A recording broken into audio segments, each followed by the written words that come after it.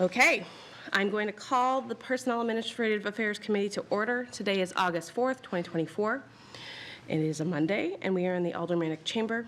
This meeting has been duly noticed in 2 places, including the city's website, in accordance with the requirements of RSA 91A. If the clerk could please call the roll. All right. Alderman Tim Senate is here. Alderman Tom Lopez. Here. Alderman Ernest Jetty. He's unable to be here tonight. Alderman at Large Ben Clemens, Vice Chair. Here. And Alderwoman at Large Shoshana Kelly, Chair. I am here. We have 4 in attendance. Also joining us this evening is Alderman Klee, Alderman Thibodeau. I do not see Alderman Dowd. Mayor Donchis, Tim Cummings, Administrative Services Director, Nancy Trask, Human Resources Manager, and Steve Buxton, Fire Chief. I think that's everybody. I think that covers it. Yeah. Oh, Lizzie's here. But okay. So we'll start with public comment. If you have comment for anything that we'll be discussing in this committee, please come to the mic and you can give your testimony. Name and address for the record.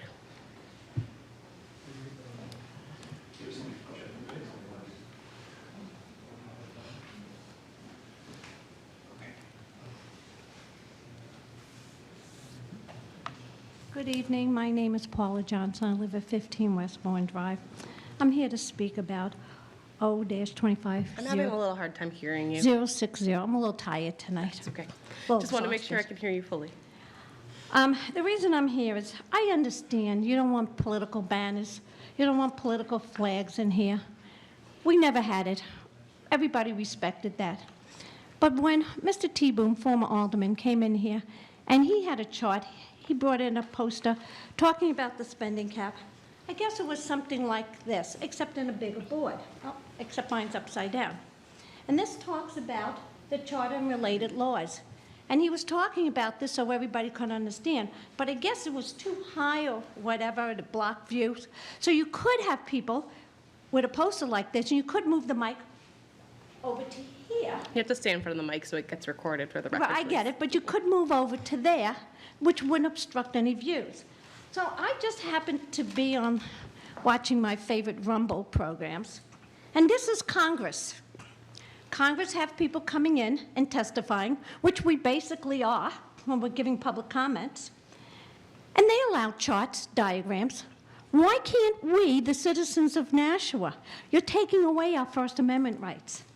Again, I understand political. Nobody ever wore buttons in because it's supposed to be nonpartisan for our local elections, which we know it's not most of the time. But to have this, I'm sorry. It's not right to take our First Amendment right, our freedom of speech. You are representatives of the people, and I keep going through this all the time. We elect you to represent us, not to take away our rights in this city or at this microphone. You have taken away time from us and only give us 3 minutes to speak, because that's all we're worth, is 3 minutes of speech. But to say to us that we can't bring in a chart like this, and if it's going to obstruct views, this microphone can be moved over there, and we could stand over there and show our charts and our diagrams. And it's fair. Don't take our rights away. And the other ordinance, which I can't find here with all my papers, is regarding the salaries that Alderman at Large O'Brien's bringing in. Maybe you'll table that tonight because he's not here to speak about it. But again, don't take our First Amendment rights away. Thank you very much.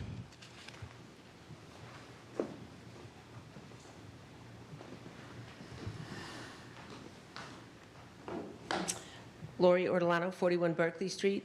First of all, are you going to address the New England First Amendment coalition letter that came to the committee regarding the ordinance language? Is that, it wasn't in the packet. Did everyone get it? I believe everyone on the personnel did receive it. Okay, but it's not part of your agenda talk. Well, It generally goes to the where it was sent. It doesn't attach here. Okay, so I think it's something that you should all be looking at, because when I immediately read that ordinance, I saw the opportunity for viewpoint discrimination. And quite frankly, I don't know why Dory Clark doesn't reach out to any AFC before she sends the language in, or Steve Bolton, to avoid the discrimination issues associated with that. I brought in banners in 2021, 2022, held them up here, poster boards with my assessment stuff on it. Nobody complained and told me I couldn't do it. So I think the banner thing is a little bit absurd.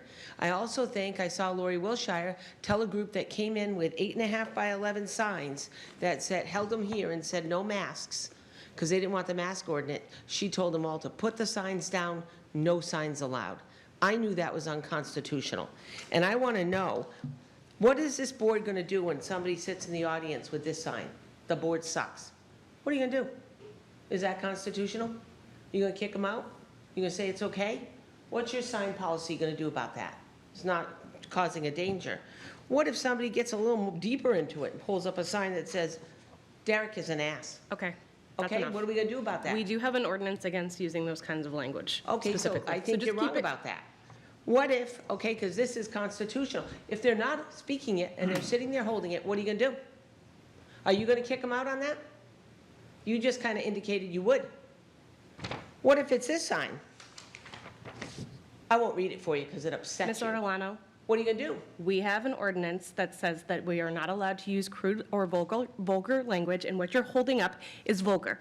If you'd like to keep within the decorum, you can continue to speak. If you do not I want don't to, think this is please vulgar. sit down. I don't think this stops anyone from being in this chamber with this sign.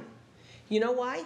Because it is constitutional, and when you produced your public comment policy, you would not take the language of New England First Amendment Coalition. Your time is done. No, it isn't up. You are not following the ordinance that we have, and I've I asked think you. I'm following. Derek T. is an asshat. Now, that's a level farther. What are you going to do with this sign?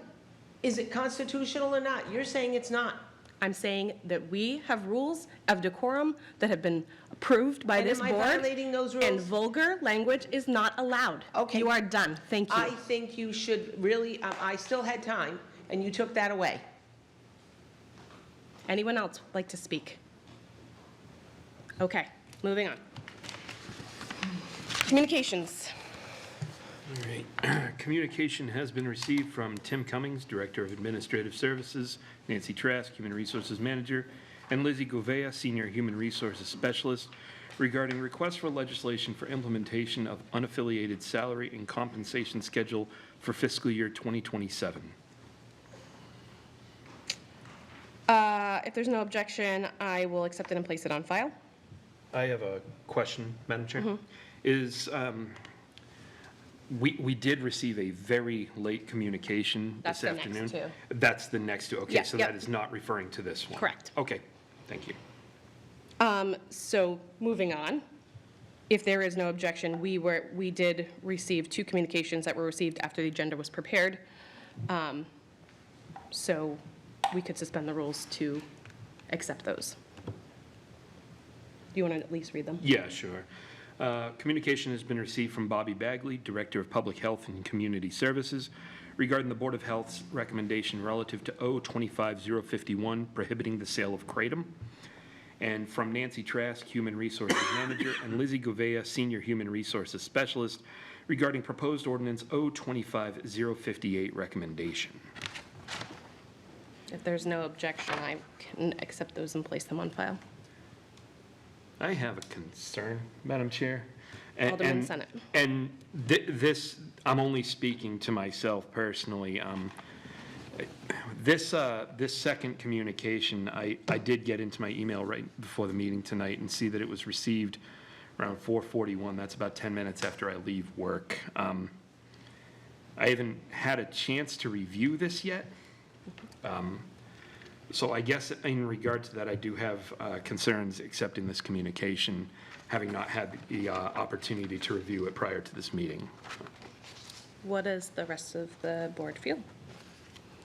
Alderman Lopez, you're not on my, oh, you are on my committee. Go ahead. Thanks. I'm here longer than Sorry, you. I'm sorry. It's Monday. We're going to get there. So I think if we're accepting the communication, we probably should, it was received by the board just because we want to make sure other people can read it and it goes on the agenda. But I do think it's true that if a communication comes this late on an issue, we may not, I mean, maybe we withhold or reserve the right not to act on that legislation because now we need to review this a little more thoroughly. I do not like the last minute ambushes. Alderman Clemmons? As far as not moving forward on different legislation, I mean, I assume that what is within the document has been verified, because it is coming from the administration. However, it's a recommendation, and we can decide to accept it, not accept it, move forward anyway, do whatever we want. We really don't have to listen to what is in here. I'll withhold any objection, so we can at least accept the communication. I will somewhat frustratedly accept the communication because I feel the same way as many of my colleagues. This is an issue that's been in front of us for many months, and the last time we talked about this was 2 months ago. So for it to come in at 20 minutes to the end of the day feels intentional. So moving on, we have interviews. So we do, bear with me a moment. Mr. Mayor? I do not see Oscar. Yeah, I so don't see assume Oscar. We're going to move on Yep. to the next one. So first up for the Keefe Auditorium Commission, we have Joseph Olafirowicz. I hope I said that properly. New appointment, 35 Newbury Street, Nashua, New Hampshire, 03060. Evening. Thank you, Madam President. So I am here Mr. Mayor? to introduce Joseph Olafirowicz. Now, this is really Alderman Wilshire's appointment, but I'm here, so I said I would be glad to introduce Joe for the Auditorium Commission. His background in, I mean, you should read the resume because it's really extensive and very interesting. But he here in Nashua is the music director up at the First Church, but has been involved in many, many different musical organizations, both here in the United States and in Europe. Has extensive music background, I think understands and has seen many, many auditoriums. So he's a perfect nominee for the Auditorium Commission, and I'm sure that's why Alderman Wilshire decided to appoint him. He's a resident of Ward 7, Crown Hill, and has lived there for quite a few years. And so I will turn things over to Mr. Olafirowicz and let him say anything further he'd like about himself and of his interest in the Auditorium Commission. Good evening, folks. Thank you for having me this evening as members of the Committee for Personnel. I have a 30-year background in international arts production, both in classical and commercial theater. The beginning of my career was actually doing all of the German companies of Broadway musicals abroad. And in the 90s, back then, that was not a thing. And so there were purpose-built theaters being built, conversions of spaces of old train depots into theaters and this kind of thing. And so in my 20s as a puppy, I went through at least 4 or 5 of these new builds, most of them all 1,000 to 1,800 seat spaces.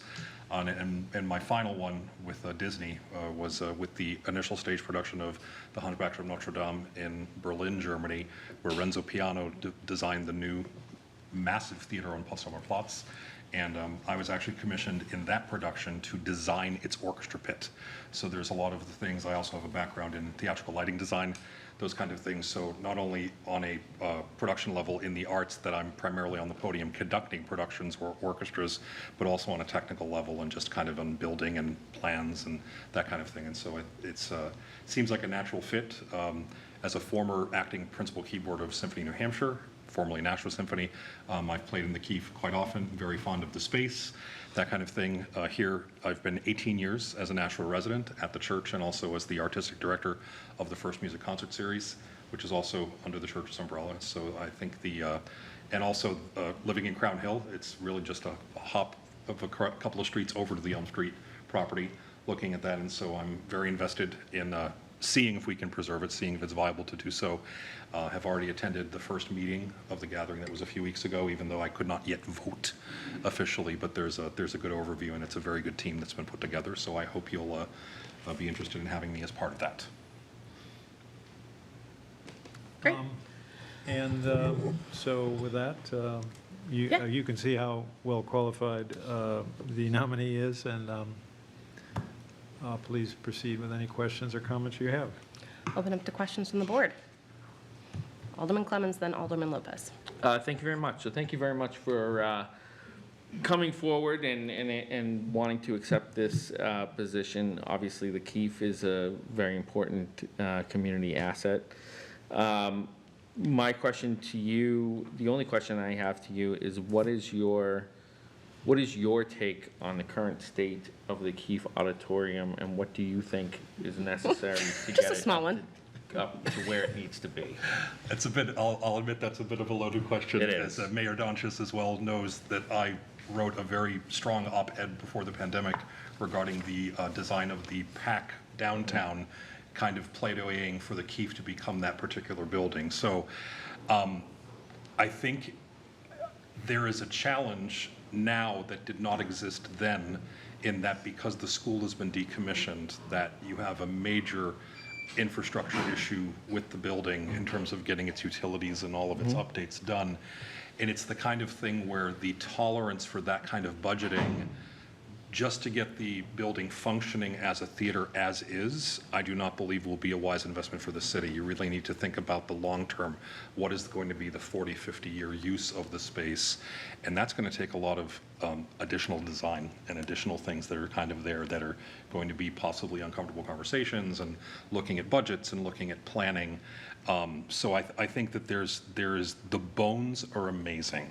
Okay, the bones are great, but the bones alone, the building itself, just its footprint, cannot be the thing that is the only thing that happens to the space in order to make it viable for the city. And I think the city really needs to, that's going to be the challenge. And I understand that the Keefe Commission is a recommending board. They are not a deciding board. They make recommendations to the Board of Aldermen. So already in that first meeting, there have been certain things that are said that I won't put into this meeting right now, because it's not probably the best place for it. It's either going to be in minutes or your representative that was with us. We talked about, viability and looking at this. Does it even make sense to move forward? So I think it's an uphill battle, because I think the public's perception of putting more money into the arts is a very strong, opinionated kind of, black and white subject, and we hope to be able to produce something, I would say, that could be viable. But I think it's going to be work. This is not next year. This is not 2 years. This is 5 to 7 years from now, in my opinion. Great. Yeah, if I could Alderman continue, Clemmons. I appreciate that answer, and I think one of the goals, right, of the commission is to engage with the community and really see, like, what is there an option to fundraise? Is there an option to come up with a capital campaign, things like that for that? I think one of the things that we first need to do here is a decision by this board, and that is to engage the two developers of the two proposals that went forward. We're having a meeting on that on Thursday. It'll be interesting to see the format of that meeting and to see what comes out of that.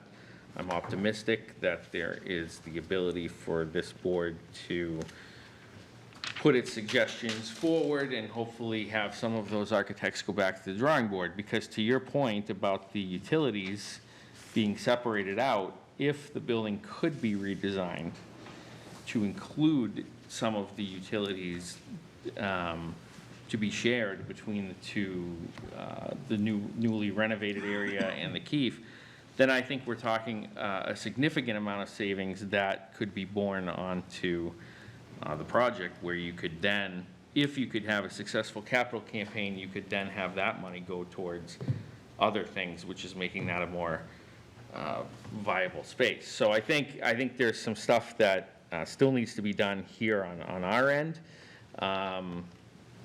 But I appreciate the the glass half full approach, I guess, that you have. And I think part of that comes from your background. And so again, I thank you for coming forward. Additional, oh, sorry, Alderman Lopez, you had you next. So kind of along the same veins, and maybe asking you to just focus a little bit of the comments, because I think you did kind of touch on it. A lot of the concerns, I think, are whether this is a good use of taxpayer money, whether the city will see a return on investment. I am personally pretty firm in my belief that arts brings economic activities, it brings economic vitality, it engages residents in personally investing in their communities because they feel part of something greater than if we just, have roads that are just for traveling instead of having restaurants and businesses on either side. And I think art enhances the sense of community that makes the community thrive. But in your professional experience, have you seen in the areas that you've been working to develop projects similar to this, or even, it sounds like much larger, there's a solid return on investment and it's something that the community benefits from?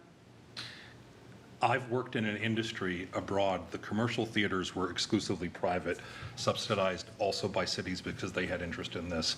One of the phenomena for me working in the arts for as long as I have, a little bit is Nashua's laser focus on economic development as being the reason why arts have to be in a city.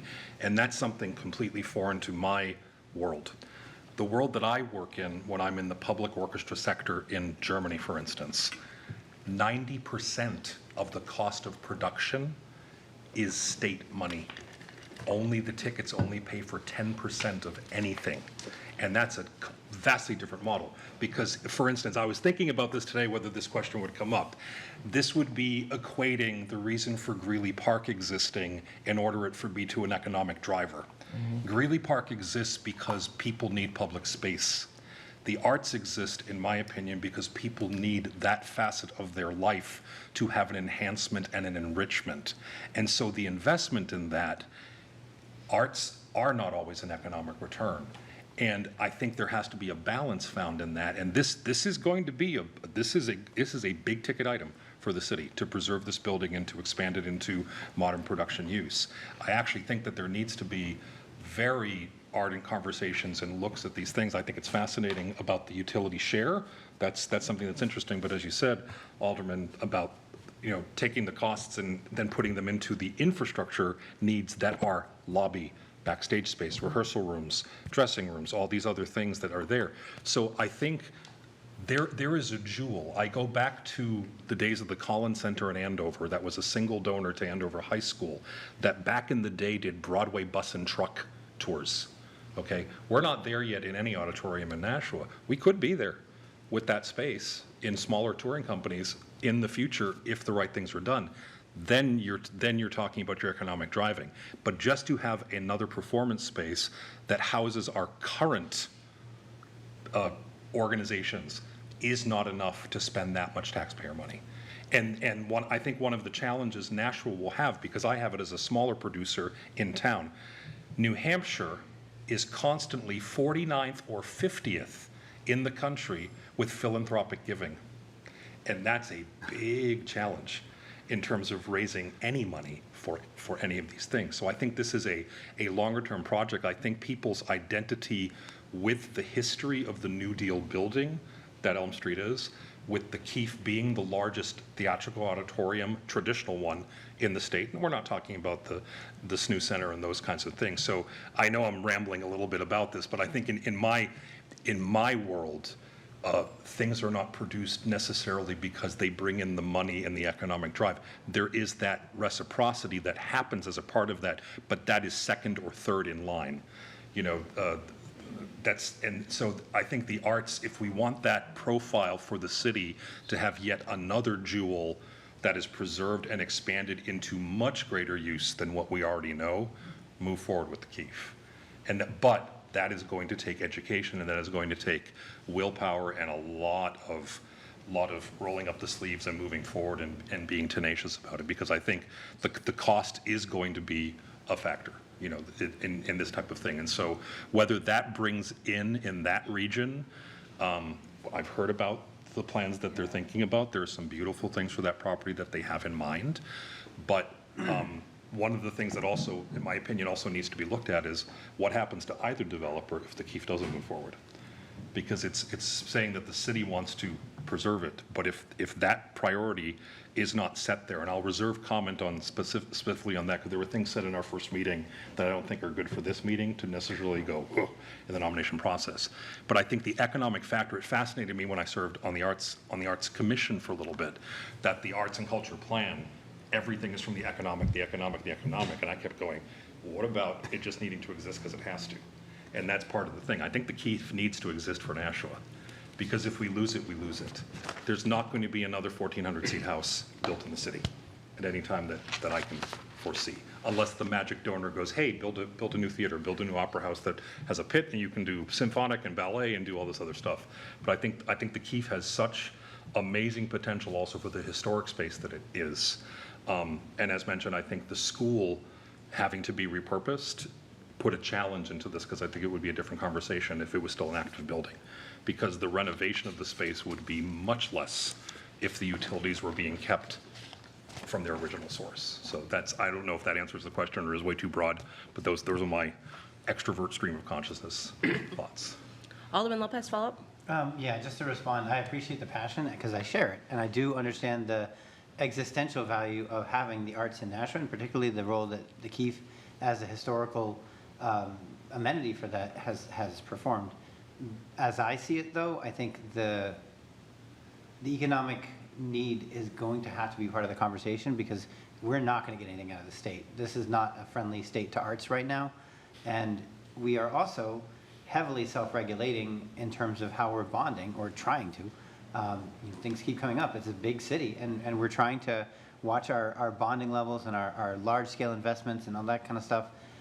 So if it's going to move forward, I think we need to be able to characterize it in a way that it'll get at least the political support to continue moving forward. Because in my personal opinion, I have seen effort to just try to steamroll right over it. And I think that's what some of us are trying to stop from happening, and say, wait a minute, we put an ordinance in and we put a rider in saying we have to consider the Keefe, and we need to apparently fight just to have that honored. So that's why I think the economic consideration is going to be something to consider. I agree with you. I lament that we have to look at it from that perspective. In a lot of ways, New Hampshire is a stingy state. In a lot of other ways, I think Nashua particularly might buck the trend when it comes to philanthropic giving. I know we're one of the most active when it comes to anti-poverty and housing stability. We have one of the densest populations of charities and people supporting those charities. Art, I agree. As an artist myself, it has been an uphill climb getting that recognized. So I think we need somebody on the board who's willing to put their flag on that hill and make sure that we don't lose sense of that. So I appreciate your comments. I just hope that we're able to navigate forward. Thank you. Alderman Senate. Thank you, Madam Chair. I don't necessarily have a question for you. I just really want to thank both Mayor Donchis and President Wilshire for the candidates they have brought forward thus far, including yourself, because we've had the opportunity at this committee to see a new commission grow. The Auditorium Commission has always been there, but we're sort of starting from zero here again.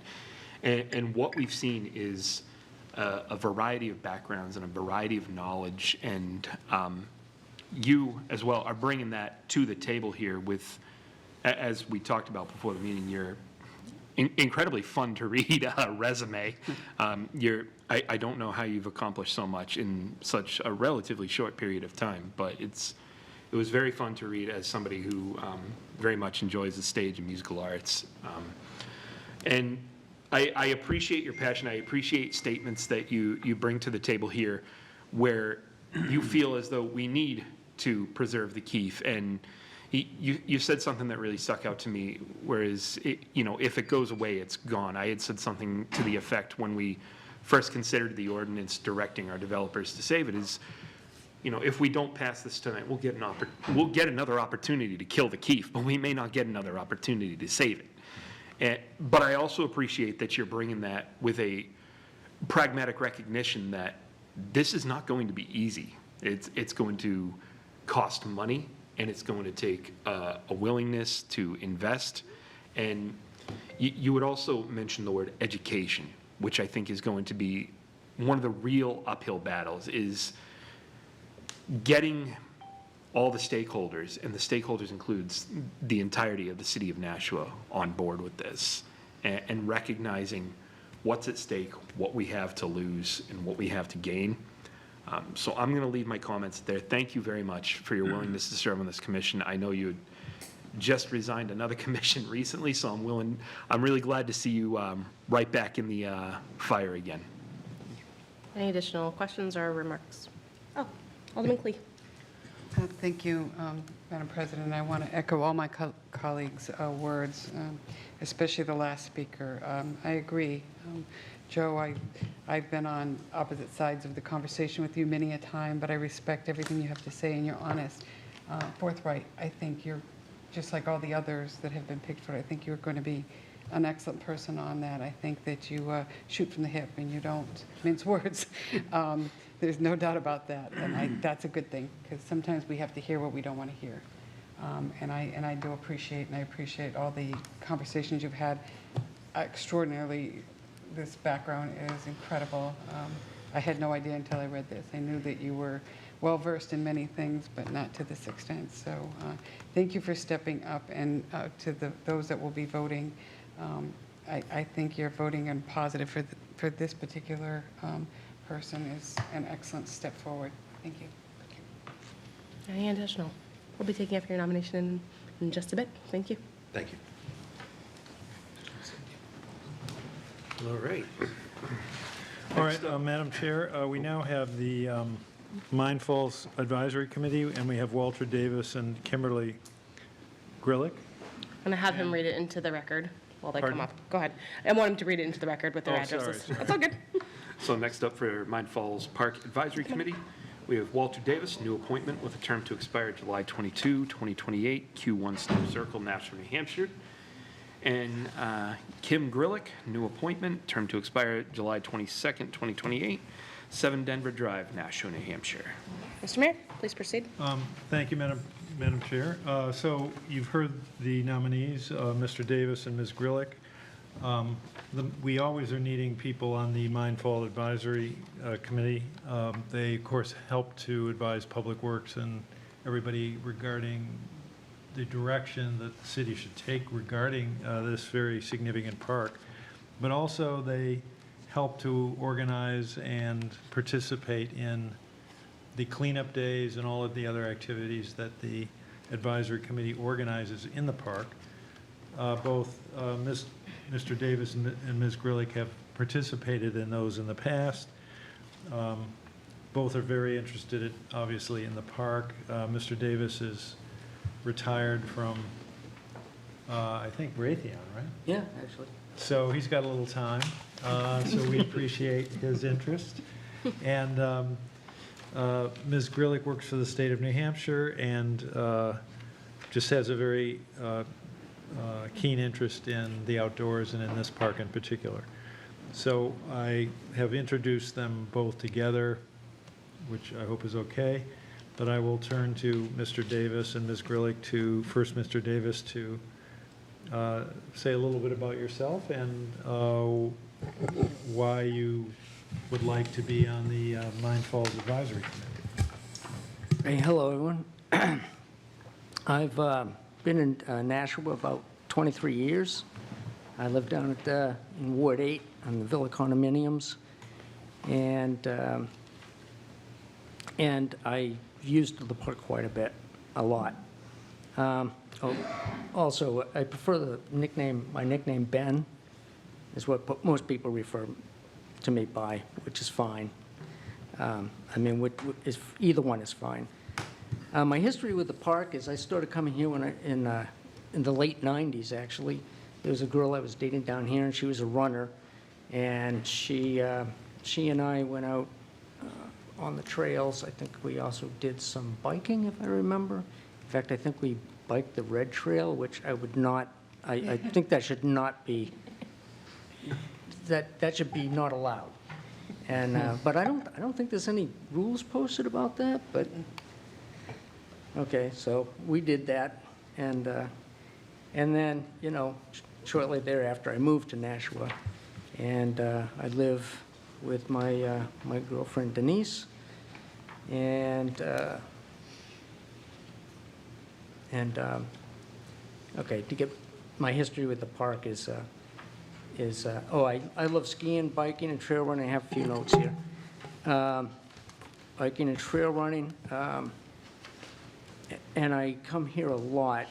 I came sporadically over the years because I had other places that I prefer for running, and but this has advantages. Mines Falls is close, which is real nice because I don't have to commit a whole lot of time to it. I can get there fast, and also, if I fall when I'm exercising, when I'm running, and it's not out of the realm of possibility that I would fall or hurt myself somehow, because that does happen, that somebody would be around within too short a time, in a short amount of time to, just laugh at me or whatever, or get help. And so that's why I've been coming mostly to the park. But I realize that it's like I see it as an oasis for the city, and it's right down the street from the Tree Streets, which probably is a nice location for inner city people looking to get out of, the area, out of the city, per se. And it's just a nice place. I like a lot of things about it. There's like 4 water features, different water features. They are connected, but that makes it very appealing. I see people kayaking and doing stuff on the water, but just having the water there is pleasant. And there's plenty of forests. As far as what was my motivation to get involved with the committee is that I wanted to give back.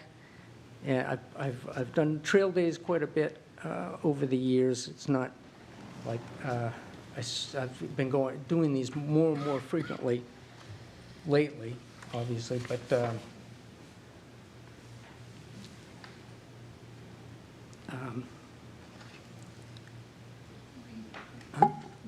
yeah, okay. I've been doing more frequently because I have more time, but I wanted to give back, do the trail. I've done trail work, and I've seen some of the problems up close, and my interest and so I was interested in finding out what the committee was all about, what they did, and how the whole thing was organized as far as the trail days and what were the problems of the park. And to that end, I started asking a lot of questions. Well, let me go back a little bit. My first visit, my first trail days was with this guy, Joshua Siegel, and he wrote this book here. And I talked to him quite a bit that day when I went, and he gave me this book, and I insisted on paying him for it. But it's a wealth of information. He gave me some information. It seemed to me like he was kind of on his way out. I don't know if it was his idea or somebody else's idea, but it sounded like he was done on the committee. So Jim Dodge's- Joshua Siegel used to be a Nashua resident down in Lancashire Heights. Mm-hmm. He moved to a more remote community, I forget, somewhere to the west, like Mount Vernon or something like that. Anyway, he was a great guy, yeah, definitely. Yeah, so he was good to talk to, and he filled me in on a lot of stuff. I think we pulled a lot of wood out of the stream on that visit. And looking back, I'm not sure exactly why that was so important to do, but I'll find out more as I go along, hopefully. So anyway, so I wanted to go. I sat in on a few meetings. I think it was 3 meetings I sat in on total, just to see what it was all about. And they discussed some of the problems that the park had.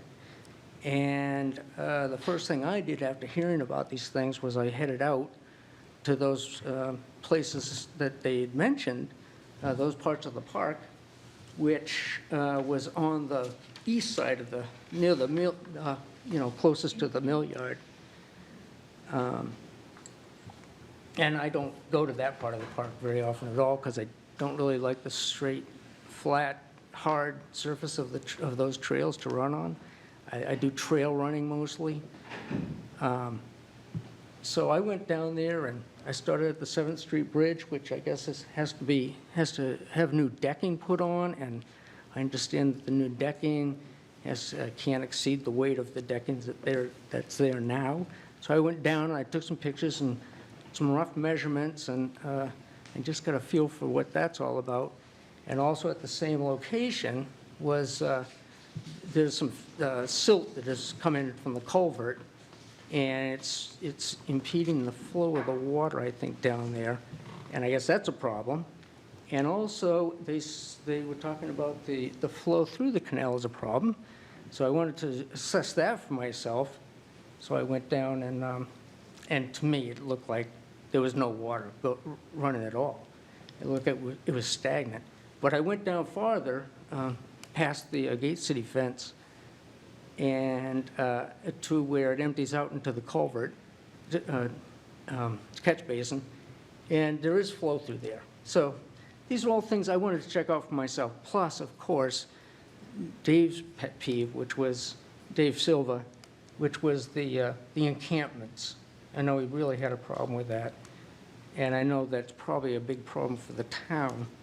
But I wanted to have a look-see for myself, and in this book, Joshua talks about the Cove Trail and how nice it is, and I guess it's, it looks like it. You wouldn't go down there. You wouldn't dare go down there. I wouldn't, because it's just encampments down there. So I can't even see what that trail is all about. And when I go out that way, I want to complete the loop, and I don't want to be going over parking lots, because it's not fun for me at all. So I thought it's a real loss to have that part of the trail missing. Also, I mean, you probably know all about these problems, but on the embankment that holds the canal in, I guess there's some tall trees there, and the fear is that if the trees get blown over, that they'll pull part of the canal with them, and then little water might start as a little flow of water, and through scouring, it probably, it'll get larger and larger, and I'm afraid that you'll lose that whole canal because it'll drain out, okay?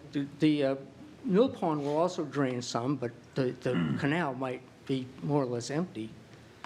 And I thought that was a real problem that needs to be addressed. And obviously, you can cut down the trees, but maybe the trees are holding the soil in place. And there's just a whole lot to think about. And I put on my engineering hat and try to look at it as far as trying to solve those problems. So I'm just saying, I'm very interested in all these things that they were bringing up. And yeah, I saw it for myself. And erosion also is a big problem in the park. That happens all over. And I've done some erosion control in the past, some of that work. Thank you for the overview. What's that? Thank you for the overview. We're going to have... Sure, I'm sorry. No, it's okay. We're going to ask questions, too, so you'll have lots more to be able to share with us. Good evening. I'm Kimberly Griglick, and I've been in Nashua for about 8 years this month. I love Nashua, and my neighborhood actually is part of Mine Falls. Well, kind of. You can walk and you hit the trail, and I do it all the time. And simply, I really just wanted to be part of something bigger than myself, and I'm at a desk at work, so I really like to get out. Mine Falls has been great for me. I know, candidly, I was struggling with a little depression a few years ago, and getting out there and walking is like a world of difference. And so I was thinking, when I was sitting there thinking about how do I give back to my community, to the city, I was like, well, what brings me joy? What makes me happy? What could I do that I really feel good about and invested in? And I thought, Mine Falls. So I looked online, and there was the board, the advisory committee, and I was like, I'm going to see what happens. I'm going to apply for it and see what happens and see how I can give back and help.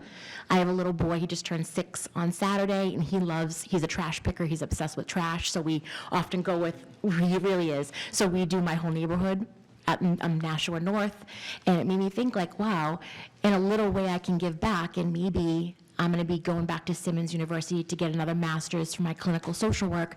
Maybe I can use some of those skills to help in some ways with the homeless encampment. No way can I solve the problem, right? None of us can. It's been existing for, 30, 40, and it's a tale as old as time. But what can I do to help solve the problem? What can I do to give my perspective and my hands and my sweat, and what can I do to help? Rather than be the complainer, can I give back in a way that's productive? So it's as simple as that. I don't have a long story. I don't know all the history of Mine Falls. I know some of it. You don't need to hear all of it, but I know that I love it, and I hope that I can be a source to help others continue to love it for a long time. Great. That's it. Since we have both candidates up here as the aldermen ask questions, if you could just let us know who you're addressing it to, one, the other, or both, that would be great. So questions from the committee. Alderman Lopez. So, Mr. Davis, you kind of concerned me a little bit. You won me over a little bit with the Tree Streets comment, but then you were kind of like, I might fall, I might be stuck there in the middle, and people might laugh. Are you healthy enough to do this? You're not really going to fall and be lost? I'm just I don't saying want that, story. I'm sorry. I have fallen in the past, you know, So have I. because I'm very active. And I don't think it's a problem. I'm physically fit, I'm in good shape, I'm healthy, and I've done this work. I enjoy this work. I love working with my hands. And yeah, I mean, maybe part of the red trail that I like is the boulders. And I actually do, walking on the boulders and stuff, because it gets me, I think it gets me to train for hiking, where you will go over a lot of rocks and stuff like that. So yeah, I take a few chances here and there, but that's part of it's actually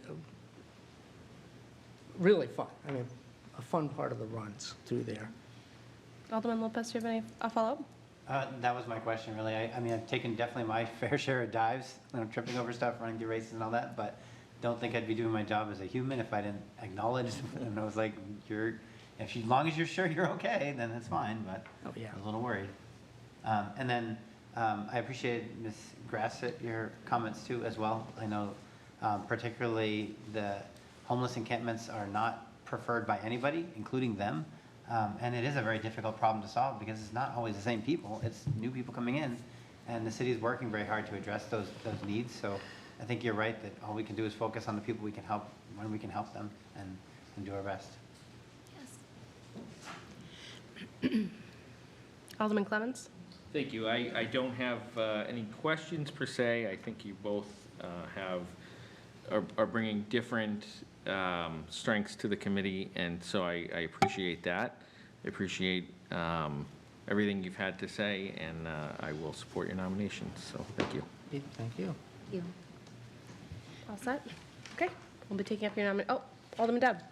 Yeah, I'm not on the committee, but I appreciated what you had to say. I think you're two good candidates for it. It is a great asset to the city, and the two most important things in there is safety and keeping it clean.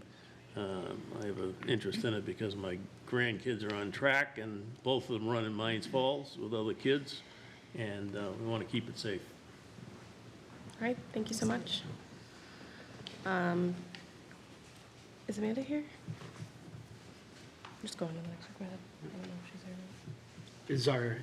Mr. Mayor, are our next two nominees still here? Pardon? Next The next two for Yes, conservation? they are, yes. Okay. They're both here. Okay. All right, then next up for Conservation Commission, we have Amanda Griffith, new appointment, term to expire July 22, 2028, 111 Bluestone Drive, Nashua, New Hampshire.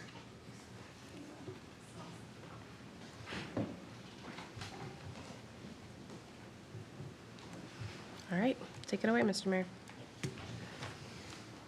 So, Madam Chair, this is Amanda Griffith, who I have nominated to be on the Conservation Commission. Ms. Griffith has a long-time career with various YMCAs in various parts of the country. Now is Operations Director at the Granite Y, which is the Concord Y. But in these different positions, she's had a lot of outdoor experience with camping and program management. So clearly, she has a very good background for the Conservation Commission, given her interest in the outdoors and in the environment. As you heard, Ms. Griffith lives on Bluestone, which I think is Ward 8, and has attended some meetings of the Conservation Commission, so it was very well aware of the responsibilities, and therefore will be a very strong member of the commission. And with that, I will give you Ms. Griffith to add anything she would like. Thank you all for having me tonight. I do want to clarify, I am the operations director at the Goffstown YMCA. I am not in Concord. That is too far of a drive. Sorry, I thought it was Concord. That's okay. And over the course of my tenure at the Y, I've been a camp director for the last 10 years, and a big piece of what we teach all of our campers is leave no trace. And the natural world is something that's very important to me. My partner and I spend a lot of time outdoors. I actually just recently accomplished my first 4,000 footers in New Hampshire, so that's exciting. And in working for the YMCA, I'm very familiar with what servant leadership looks like and sounds like, and so I'll be honest, I am very green and new to this world of service, but it's something that I am very excited to learn more about and jumped at the opportunity. So. Great. What's the 4,000 footer you did climb? Took my question. Takes the Ben's done questions. them all. Takes the questions. We've been corrected on how to pronounce things in New England a couple of times. I'm from Philadelphia. Osceola? Osceola, okay. And it's Kinkamakis. And Kinkamakis. Thank you. Yeah. Yeah, no, I've gotten that one wrong That one's a number of a times. hard one. Okay, I will open up to questions from the committee. Alderman Clemmons.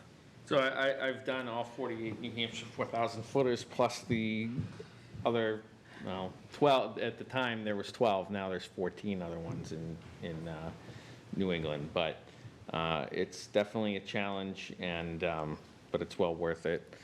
In regards to the Nashua Conservation Commission, have you attended any meetings, and what are your thoughts on maybe some challenges or opportunities that might exist? Absolutely. So full disclosure, I have not attended any Okay. of them yet. I was first presented this opportunity. I went to the sustainability fair that was at the National Library, met some really wonderful folks, and they were speaking to me about what some of the projects were that they were working on. And so, candidly, I am not quite sure what the commission is working on quite yet. But what I can speak to as broad themes is I think education is a big thing that kind of every place struggles with. If people aren't out in their natural environments, they're not going to understand what conservation looks like or sounds like or feels like. And so I'm always happy to be a mouthpiece for that and help educate. That's something I'm really passionate about and enjoy doing, so. Okay, thank you. Alderman Lopez. So I haven't done, I don't know what 4,000 footers I've done, but since we're all boasting, I have run 16 marathons, so meh. But I think your experience speaks for itself. I am in awe of this resume, and I know you credit the Y with the values of service that it's taught you, but I mean, it looks like you have made a whole career out of it. So I think you'd be a great fit for the Conservation Committee. I think the focus on education and family is definitely one that we will benefit from as a city, and focusing on the opportunity to serve, I think, is what all of us need to focus on. So I definitely will be supporting your nomination. Anyone else? I'm going to comment. Thank you for stepping forward. I actually was the liaison to the Conservation Commission in my first term, and it is very interesting. It's a very interesting commission, and when I first started on the board, I just was so in awe of how many smart, intelligent people and all the things that make the city work. But just so you have a preview, it is definitely about education and making sure we have those spaces. There's a lot of like impervious material and looking at planning and making sure that we're not in the wetlands. So there's a lot of that, and there's a couple of like scientists on the board. So it can get very, very heady, but it's really cool work. So thank you for stepping forward. And we will take up your nomination unless anyone All right, has thank you very much. additional questions. Thank you. And now we have Mr. Dearborn. So next up for Greater Nashua Revolving Loan Fund Committee, David Dearborn, new appointment, term to expire July 22nd, 2028, 1718 Belmont Street, Manchester, New Hampshire. So, Madam Chair, we have a revolving loan fund that is administered through the Economic Development Office. This constitutes about $1 million. It's been in place for quite some time. And in order to help manage those funds and decide which potential loans should be made, we have a loan committee, essentially, which consists principally of people in the finance industry. And so Mr. Dearborn has stepped forward, and he works for St. Mary's Bank and has had previous banking experiences, you can see from his resume, as well as financial experience. So he's well qualified to be able to judge the creditworthiness of the applicants. The loan fund is really intended to help smaller businesses that are having trouble getting bank financing. So it's kind of helps bridge the gap between for smaller businesses that are trying to get going and try to qualify them for bank financing later on. One loan that I'm sure you're familiar with would be Liquid Therapy.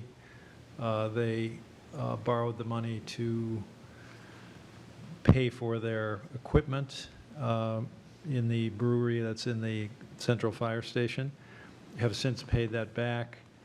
But that is an example of the kind of loans that the revolving loan fund is intended to make. And so Mr. Dearborn has expressed an interest and certainly has the expertise. So again, I know he will be an excellent member of the committee. And I will let Mr. Dearborn tell you anything further he would like about himself and about of his experience and interest in the in being on the loan committee. Great. Mr. Thanks so Dearborn? much. I appreciate that. And good evening, everyone. Thanks so much in advance for your time and for your consideration. I appreciate the opportunity. What it shows on my resume is that I'm a resident of Manchester. However, I have deep ties within the Nashua community. My whole mother's side of my family actually is from Nashua. I know that my Pepe was a community leader back in his time, namely for the Knights of Columbus. I believe he got a key to the city and named 3 streets here, so pretty cool. Really upstanding gentleman here. I think some kind of accolade. So namely, I was born and raised here in New Hampshire. I went to UNH, met my wife. We have resided in Manchester, and spanning a 13-year banking career, I've done a little bit of everything, namely with, consumer lending, business lending. I've done mortgages, fixed annuities, fixed index annuities, life insurance, health insurance, all kinds of things. So namely, within the last 6 years, I've been tasked in my roles for sourcing and trying to complete business capital solutions for business owners, namely for larger banks. So this last September, there was an opportunity that arose. There was a committee member named Kyle Schneck, another very upstanding Nashua citizen here as well, namely our chief lending officer at St. Mary's. So given now his current role, he decided to afford somebody else an opportunity to step forward and join the committee, and here I am. So I was asked to probe my interest here and humbled for the opportunity. So going forward, in my current role at St. Mary's as a business development officer, I'm talking to business owners all the time, each and every day. not only for the greater Nashua community specifically, but that spans across, Hudson, Milford, Merrimack, all the supporting, all of the local municipalities around here as well, which I feel would be a great fit for the committee, given the, I believe, 12 towns that it provides support for. So 3 main things I think I can provide value here in this commitments. Number 1 is business acumen and reviewing financial statements, having a master's degree in finance, a pretty tenured banking career at this point. Number 2, sourcing applicants. I'm talking to business owners all day, every day, namely for, just trying to provide some consultation and strategy and trying to help support them and grow their businesses. And number 3, just dedication. I'm committed to really giving back to the greater Nashua community. I love helping people, love helping individuals and businesses, so would really be humbled for the opportunity to be able to leverage my skill sets and my passion for helping people within this committee. So thanks so much for your consideration. Great. I'll open up to questions to the committee. Alderman Senate. Oh, thank you, Madam Chair, and thank you for putting your name forward. Obviously, your experience is textbook catered for this sort of work. The question I have for you, and you'd kind of alluded to it a little bit when you talked about your experience and what you could bring to the table, is you're talking to business owners, maybe prospective entrepreneurs, things like that in your day-to-day life. One of the gripes that I've had in this chamber over the past year or so is generally with larger businesses, why are larger businesses going to communities outside of Nashua? The one I always pick on is the New Balance development that went in Londonderry. Gosh darn it, I drive by it every day, and I really wish that was bringing those jobs to Nashua. But in regard to the smaller businesses that maybe this sort of loan fund would be attracting, I think about the new upstarts, the type of businesses that people kind of maybe speak aloud or talk about online that they'd like to see in the city. We just had a new retro collectibles shop open on Main Street. A lot of people may not know that there's a baseball bat manufacturer downtown. So these are kind of new innovative ideas which are really exciting to have into the city. In your experience, are business owners or entrepreneurs who may be coming up with this new great idea for the next business to open in Nashua, are they aware of this? Are they aware that this is an opportunity available for them? And if not, I don't even have to ask the question of how would you fix that, but. That's a terrific question. I've had the opportunity to join a few meetings already, like as an observer, to kind of get a feel for the committee itself. And the short answer is no, not in my assessment. In speaking to local business owners, I think that they're conditioned to accept pretty traditional means of qualifying for business capital. That's namely having a regimented, credit score of X amount with what the lender decides and being in business for a period of 2 years, right? So I feel that this revolving loan fund committee is a phenomenal opportunity to go outside the lines and try to support business owners in a different way that could make sense and deviates from those pretty regimented, sometimes bureaucratic means of providing capital to business owners. So I think that's really probably my greatest value that I can bring to the committee is educating them in raising awareness that it's there. I think the committee, honestly, in my few months that I've had some exposure to it, is the number one problem is they have the money and we don't know who to give it to. So that's kind of a great problem to have. It's coming from my experience in speaking to local business owners. It's a matter of saying, hey, this didn't work, but let's get you to the point where it does, and educating them that this is a resource that they could leverage in order to get the capital that they need to support their business. Alderman Zett. Thank you, and thank you for that answer. I mean, that's you really hit the nail on the head, and I'm enthusiastic about what you will bring to the table. And again, the problem that you had is, like you said, a great problem to have. We have this money. Who should we give it to? Who can we give it to? Because it's hard to think of a new business or an upstart in terms of what they could be 5, 10, 15 years down the line. But, I pointed to, in particular, that baseball bat manufacturer. I mean, who knows? Who knows if they're the next big premier in manufacturing baseball bats. I work for a company that started close to 100 years ago making a candy coating machine, and today they have the market cornered in food preparation. So, you know, we want to attract those big businesses, but maybe if they start small here, this is where one day their headquarters are. So I'm really excited about your enthusiasm that you bring to this. I'll be very happy to support your nomination. Oh, appreciate that, thanks. Alderman Lopez? I'm intending this as a compliment to my colleagues' comments, but even if they don't end up opening a string of liquid therapies across the country, I think that was a really good investment because that area really needed something to bring it up. It was a building that was not really fully engaged, and the vision that they had there and what they've done with it is a great investment. So I definitely would like to see that kind of support for local investments. I know Economic Development Office is working on trying to work on boosting locally owned businesses in the area. I did have a question for the mayor, to the chair, if I may. I'm just wondering, if I understood the comment about Mine Falls Advisory, an individual stepped down because he moved out of Nashua. This committee doesn't have a requirement for it to be local, but that one does? I don't know what, there is no requirement here that the person be local. I mean, and Mr. Dearborn has experience with Nashua and therefore could help us and has knowledge. So I don't see that his Manchester residence is a problem. As far as the Mine Falls, I don't know if there's I mean, I haven't looked at the ordinance. I don't know if there's a requirement that they live in Nashua or not, but it is, you know, just in its nature a little more locally oriented. Whereas here we're looking for kind of technical expertise. There we're looking for just kind of a community participant.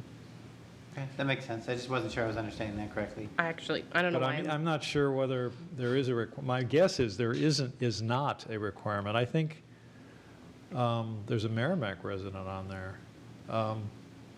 Maybe they moved too far away. Yeah. I was raising my own hand to myself. That was great. The committee. You calling yourself? Alderwoman Kelly. Yes, so I was going to say the same thing, that we've definitely appointed others who have not been in Nashua, and most of them, unless they're very specific, sometimes it'll say like a Nashua resident, like for example on the revolving loan fund. We have that specific, but this, I'm looking at the Mine Falls and it doesn't say that. And Are you looking at Mine Falls now? I am, yep. Does it say anything about a requirement of residency? It does not. It does not. And I know we also But I lost am somebody not on the planning board. city council. Alderman Clemens? Yes, thank you. I just want to thank you for stepping up, and I appreciate putting your name forward. I've had, how long now?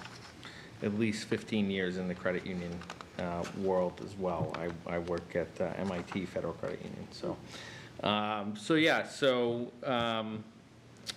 Obviously, you know, just reading your background, you obviously have the expertise that this committee is looking for, and I certainly am going to support your nomination.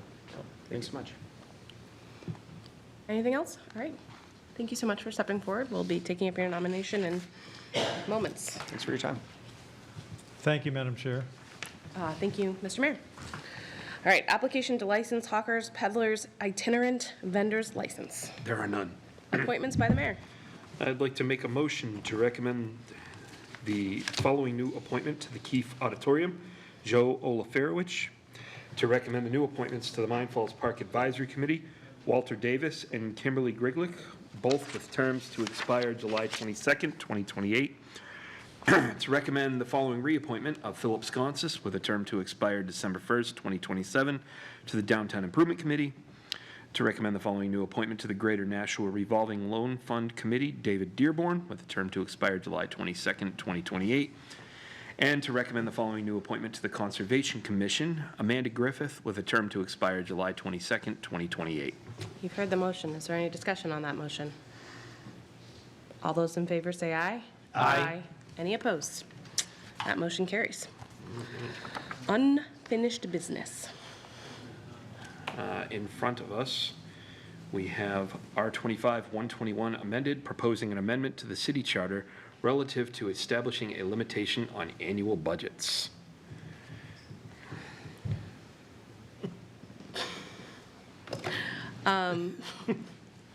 Alderman Senate. Alderman Clements had his hand up first. I'll defer to him as one of the prime sponsors. Alderman Clements. I know that so I'm going to move to take it off the table. Yes, that's my motion. It's not technically on the table, so here, just in front of let's us. address this. Oh, it's Below just us- in front of us? Yeah, in front of us, on the note, it says it will be discussed at the September 2nd meeting. That's Okay. not on the table, but it was Oh, okay. information that was provided to us. Then I misunderstood that. So I actually am going to make a motion to indefinitely postpone, and I'd The like to speak to motion- that. Please, is to indefinitely postpone. You have the floor. So I know that this was anticipated to be discussed at the September meeting. However, I truly don't believe that it's clearly not going to go on the ballot this fall. And I don't think it's appropriate that this makeup of the Board of Aldermen discusses it and tries to kind of like go through the motions of what could be or couldn't be or whatever, or what have you, with it, because we have an election that's coming up, and I feel that it's most appropriate if it was to be reintroduced in some manner next year, and have the new board discuss it. I know that this was batted around back and forth, that, well, you know, that we could discuss it and then make some changes to it, and then kind of get it ready for the next board, if you will. But we don't know what's going to happen in the city elections, and that next board could have a completely different viewpoint than what this board does. And so, for all of those reasons, I think that we should indefinitely postpone this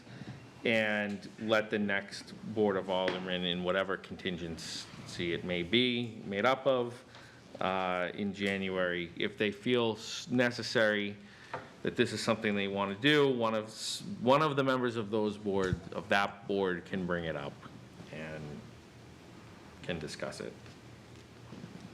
All right. Alderman Senate.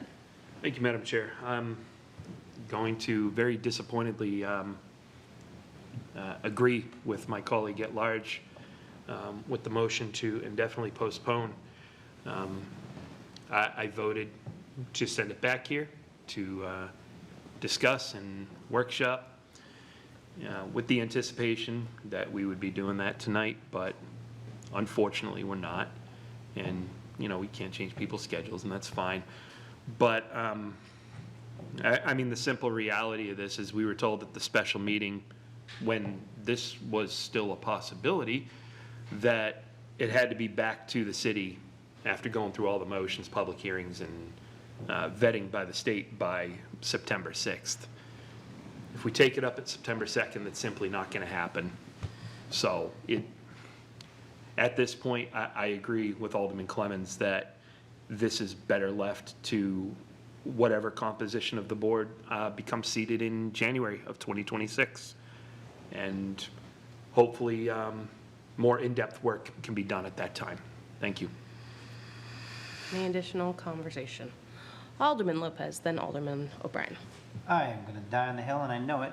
But I will vote against this because I think we need to do the work. I will also admit, though, that I don't know exactly how the flaws are insurmountable flaws, and I don't see the city attorney here to explain that. So I don't think we're prepared to do that. And because we're not prepared to do it tonight, I don't think this September 2nd will actually achieve anything either. So I commented on the fact, I don't have a crystal ball, but I have a shiny head, and I can see that we were going to say these exact things. So I'm not shocked by it, and if this isn't the strategy to addressing how we budget, then I need to do more work and figure out exactly what it is. I was talking to Treasurer Enright earlier in the year to try to figure out what a tax cap would look like. When this came forward, I mistook it and thought that was a product of it, but it was entirely a different group working along similar lines, and if they're not certain that this is going to move forward, then I'm not going to debate that more than necessary. But I do think that when we put things before committees, when we're elected to look at issues, we should do the due diligence and we should put the effort in. And I think a lot of time was spent talking about whether we should do this. And there needs to be a point where we actually look at how our budget is done and how we legislate it, because it's not entirely unfair for people to come at every public comment and say, property owners are bearing the brunt of a lot of decisions we're making here, but we're also not doing much to change that situation. There's plenty of needs for the city that unfortunately are not going to wait for us to have, the tax revenue or the property values to support them. I think we do need to be looking at other resources and other opportunities, and I think as long as we have a spending cap, it's not going to be, there's no point in doing that either. So, I'll vote against it, but I also have no hope that this would pass the board either if we did make progress on it tonight. I had Alderman O'Brien next, and then Alderman Dowd. Thank you, Madam Chair. As not a member of this committee, I appreciate you allowing me to discuss this matter. To my colleague, the Alderman at Large Clemens, this is a moment of profile and courage. I thank you for making the proposal for indefinite postponement. My 16 years in the State House, when we had a bill that didn't really do everything that we wanted with it, we used to say it's not ready for prime time. It's my particular feeling that this is not. In my 35 years, of service with the city of Nashua, in came mid in my career, the spending cap. And I watched the city suffer. Now, I know after living through the spending cap, the young child, mother tells him, don't touch the stove. It's hot. You'll get burnt. But what does he do? He touches it and then gets burnt. And hopefully he learns never to touch the stove again. Hopefully the burns are minor. But, however, why in a way are we touching the stove again here, is the way I look at it. The spending cap, you want to stagnate a city? That's what it does. Now, you take the main person, Alderman T-Boom, could have very easily got together the signatures and then have his idea of the spending cap come in to be voted by the voters of the city. But he didn't. He went up to the State House, and as I said in this chamber before, got a state senator of his same party to come in and put it through the Senate. Then it came to the floor. And I don't know why the citizens of Bartlett or Lancaster or Berlin have a say in the sovereignty of Nashua politics. Yet, it went by their party affiliation, and it passed.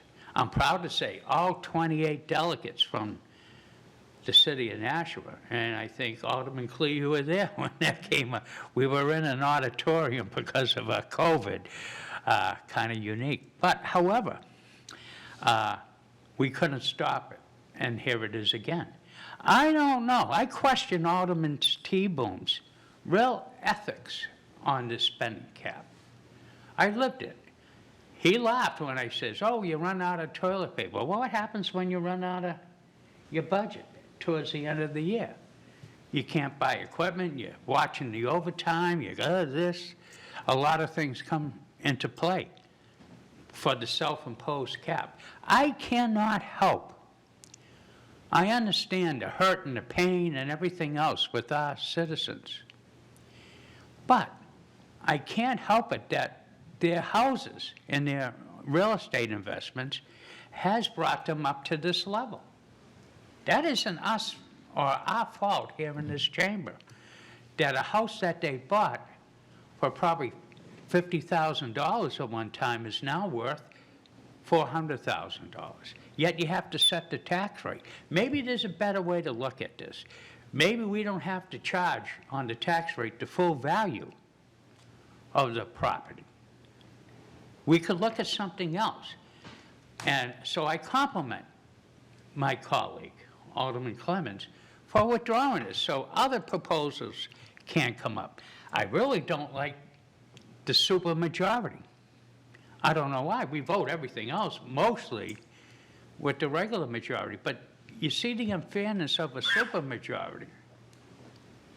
The unfairness of the supermajority is sometimes this board will change. And if you get an extremely conservative board, you might have 9 people that want to override the cap, but it only takes the 1 and the minority of the 5 to stop it. That's not government. So it strictly puts other people in favor. So a lot of revisions need to be looked like. I think this was a fair job. I signed on as a sponsor, and I still might, you know what I mean, when something comes out through the committee in the future, you know. But I think it needs to be a lot more discussion, and I'm not afraid, as something as important to the taxpayers of the city, on what they have to reach into their wallets and pay, that we do it right and take our time and look at it. So, again, compliments to you, Alderman Clemmons. Thank you. Alderman Dowd? Yeah, I also want to thank Alderman Clemmons for that. I think it's a good idea. I'm not opposed to having some kind of legislation that protects the taxpayers of Nashua in some degree from budgets. However, I don't think we're close to having the current document settled. My concern is that I don't want us to pass legislation that's going to handcuff the future Board of Aldermen from keeping Nashua. With what's going on at the federal and the state level, we have no idea what's coming down and hitting us, and whether or not we want to be able to take that decision to fund it locally, and that could become problematic. I also agree the spending cap caused us numerous concerns and short spending. I remember a former mayor and board that didn't spend any money, and all of our city services got to a point where it was ridiculous until the new mayor came on and had to go through hoops to fix it. So if we're going to do legislation, I think it's going to take time. I would want to make sure that the wording is such that it does what we want it to do, but it also gives us protections so that the city doesn't lose its standing as one of the best and safest places in the United States to live. Any additional comments? Alderman Clee, then Alderman Senate. I'll defer to Alderman Seta. He's on the committee, so I can wait. Alderman Thank Senate, you. then Alderman Clee. I just had a quick note of administrative clarity. If I understand the process correctly, we would recommend indefinite postponement. Is that correct? Correct. Yes. So this can go to the full board for a final Yep. vote. All right, thank you. I just want to make sure I'm right. was gonna note That's that. all I've got. Yes, it is a recommendation for indefinite postponement. Alderman Clee. Thank you, Madam President. To my colleague who I served in the state with, yes, we did have to face a state vote versus a local vote as to what happens here in the city as far as our budget is concerned. But trying to move past that, the one thing that they did put through with that legislation was they forced a supermajority, and we can't override that. And speaking of the word override, I think rather than trying to do this tax cap where we were trying to put in all of those items such as overrides and so on, we were trying to build it, you know, perhaps the next board can look at the spending cap that was put through and maybe make the tweaks. If I remember correctly, before I came on the board, I know Alderman Clemmons was probably there. There were amendments that were put in that helped exempt certain things, because that's all that the spending cap allows is exemptions. There's no override in it. So perhaps that is something that needs to be looked at in the future, is to go back to where we were before the judge said that it was unconstitutional, and we dismissed it. And I just want to remind the public, if I'm not mistaken, that even when we didn't have the spending cap, we never went over the spending cap, if I remember correctly. We still tried to maintain within that area, but I could be wrong on that. But I think that for the future board, where some of us may not be there, I would hope that people will look at the spending cap, maybe not try to put a tax cap in, but look at the spending cap, how we can make it better with maybe an override. Supermajority has to be there, so we would have to live with that. But maybe something on the ballot that would suggest putting in a couple of overrides through the year rather than the one-time exemption, and then, if we make it to the end of the year or something. I think that would be there. So I do applaud my colleague for the indefinite postponement. I think we've kicked this can long enough, and just to say that we're going to have a meeting and get everybody here on September 2nd would be a waste, because I don't think the board has an appetite to build on the tax cap. So thank you. Alderman Lopez. So I definitely appreciate the contributions over the years, my colleagues, Alderman Dowd and Clemens, and I think they have a really good handle on the budget. So I don't mean any disrespect when I vote against indefinite postponement, because I know you have a lot of knowledge, a lot of acumen. You've been in countless meetings, and even after 10 years as an alderman myself, I can't even remember every meeting I've been in. And you guys are able to pull out exactly what happened, and you have that context. So I think if your instinct or your sense is that it's not ready for prime time yet, then you're probably a voice I would listen to. I would say, just because it has been discussed here, in terms of supermajority being undesirable, supermajority is really important if you're in the minority on a voting board. And while we don't have partisan politics here on the Board of Aldermen, ostensibly, you can have more conservative, and you can have more progressive, I would say, boards. And sometimes if you have a group of people that are outnumbered, they can be a real obstruction to the mayor trying to operate the city, just because they don't need a supermajority to stop things. It was pointed out by my colleague in the past that as aldermen, we are supposed to be making decisions, and a spending cap is just putting on an autopilot. So we do have to leave some kind of provision in there that will allow for, if it's a spending cap, overrides. I mean, right now I think we're using exemptions, which are not overrides, but still kind of let us exercise our judgment. And I think any form coming forward of budgetary revision should include that ability. Because we do need to be able to exercise our actual responsibilities. We need to show up at meetings, we need to pay attention in the meetings, and we need to be able to recall what's going on in them, and then connect the dots and represent our people. And then we need to be able to communicate that to people and actually do the work to do that. So I definitely see that the will of the board isn't to move this forward at this time, and I respect where some of that will comes from. I just want to signal to my constituency that I do think it's important that we make some kind of progress and commit to that. All set. So I'll speak. I'm going to only comment procedurally on this. I think it was put back in our committee. I obviously said I would welcome the conversation, that the work happens in the committee. However, not having the people here this evening to speak on it creates a timing issue. And while I am always a person who is not really for something like an indefinite postponement because we want to talk it out, in this matter, we won't get on the ballot this year. And I think that, putting forward an indefinite postponement at this point, knowing that we won't even have the time to get it on the ballot, this isn't something that should be rushed. It should something that should be really thought through. No one in this whole chamber right now has been here as long as this conversation's been going on. And I don't want to cram it in at the last hour to try to get something that will very, very likely be imperfect in front of voters.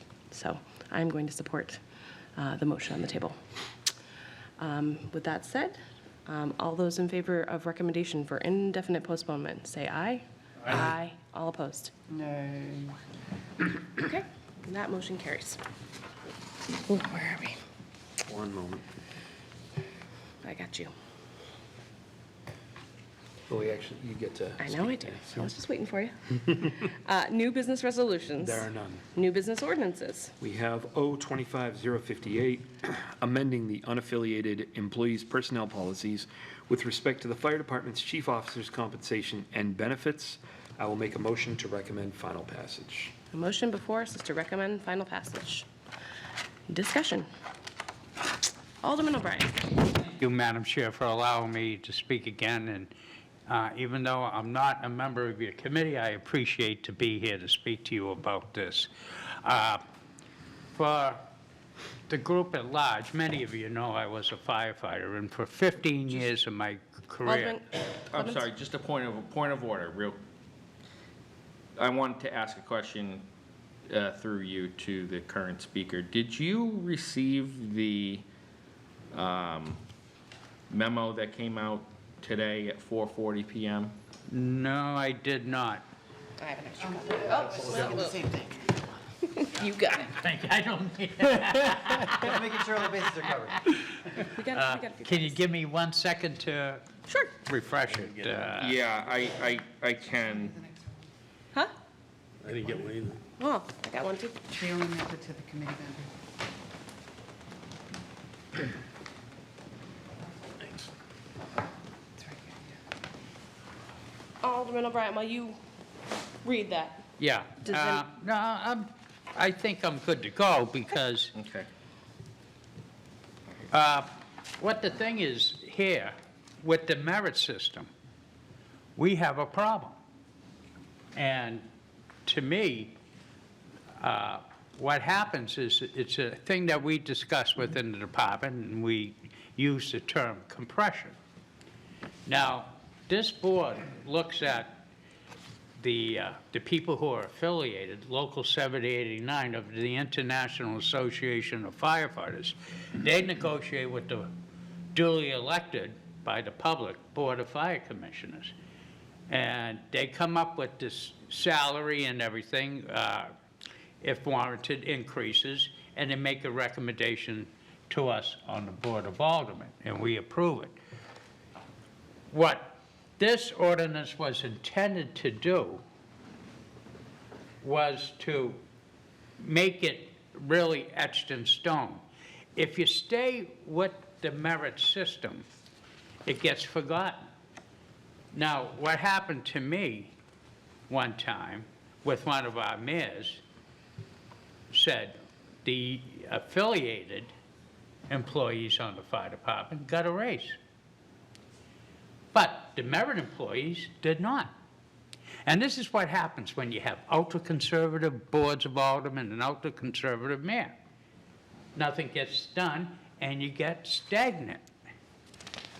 And so the chief handed me my performance review, and it was good. And he says, okay, sign it. And I says, am I getting a raise? And he says, no. I says, well, I'm not signing it. Because my interpretation of merit, if you're doing a meritorious job, then you should be compensated.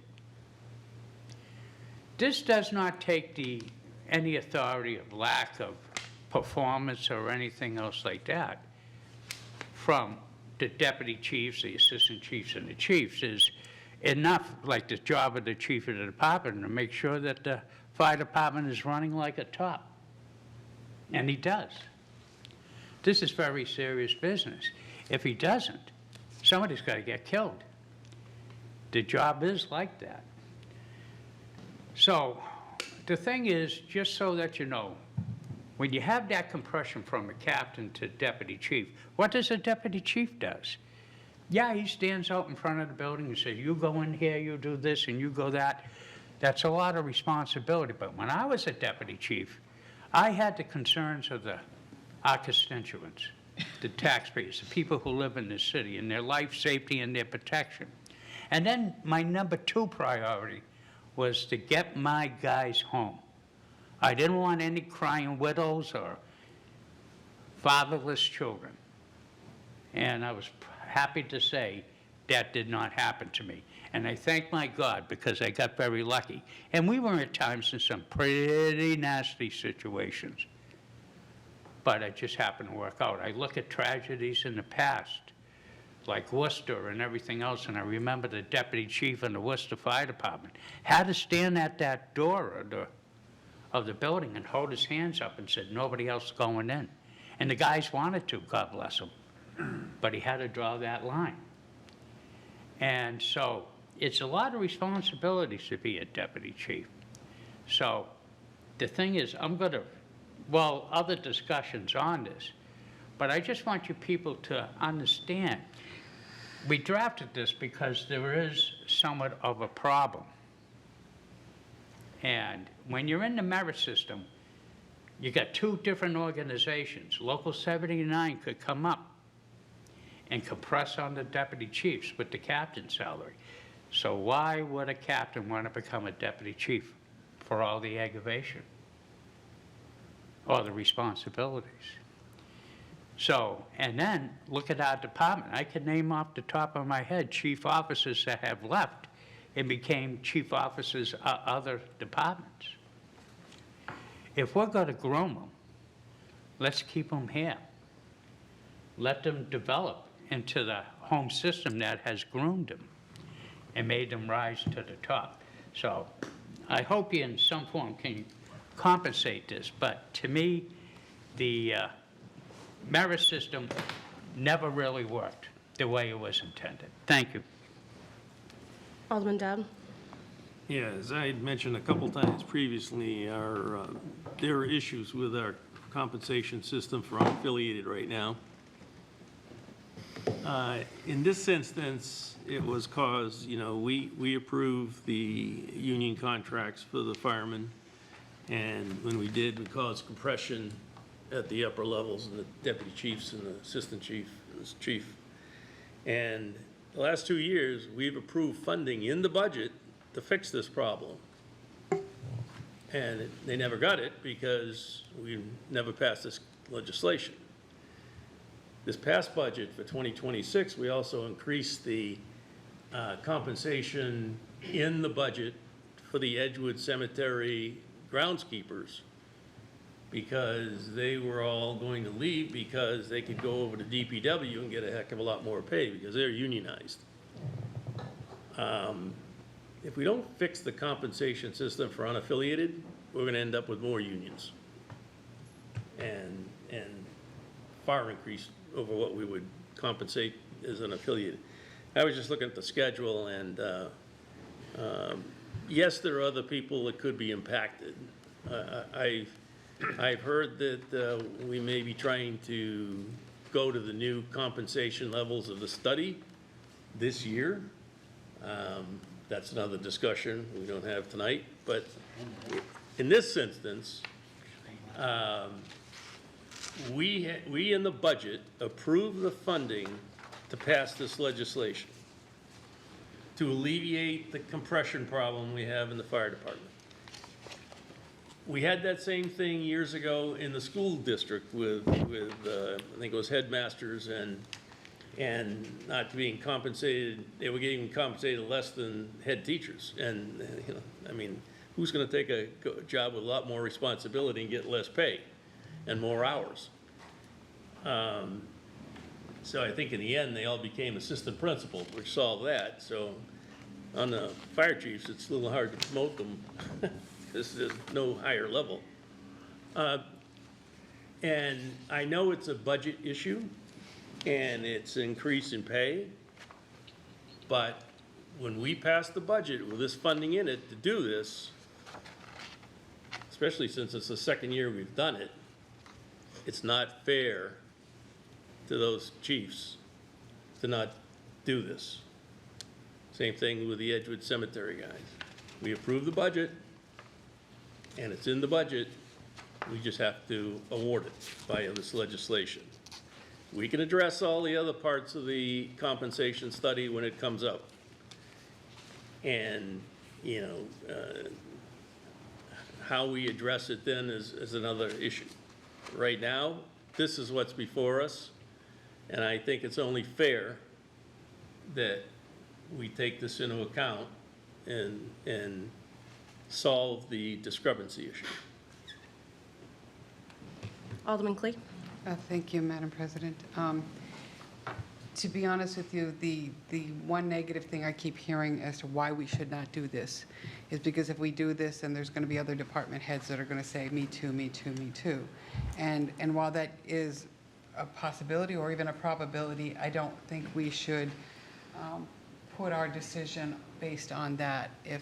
If when that does come to the table, it merits the additional compensation for those particular ones, we should look at it that way. But we should not hold back one group because of that. When I look at even the letter that came from Ms. Trask, and I look at the current grade that the chief is at a grade 23, and that we would be pushing him up to a grade 25. And I look at all those people, they gave us a list of the people who are in 24 and 25, as well as within 23. I do believe that if we're going to look at that, I think our fire chief definitely deserves to be up in the higher grade with those that he or she, at this point it's a he, would fall within. I don't get to vote in this, but I will get to vote when it comes to the full board. I intend on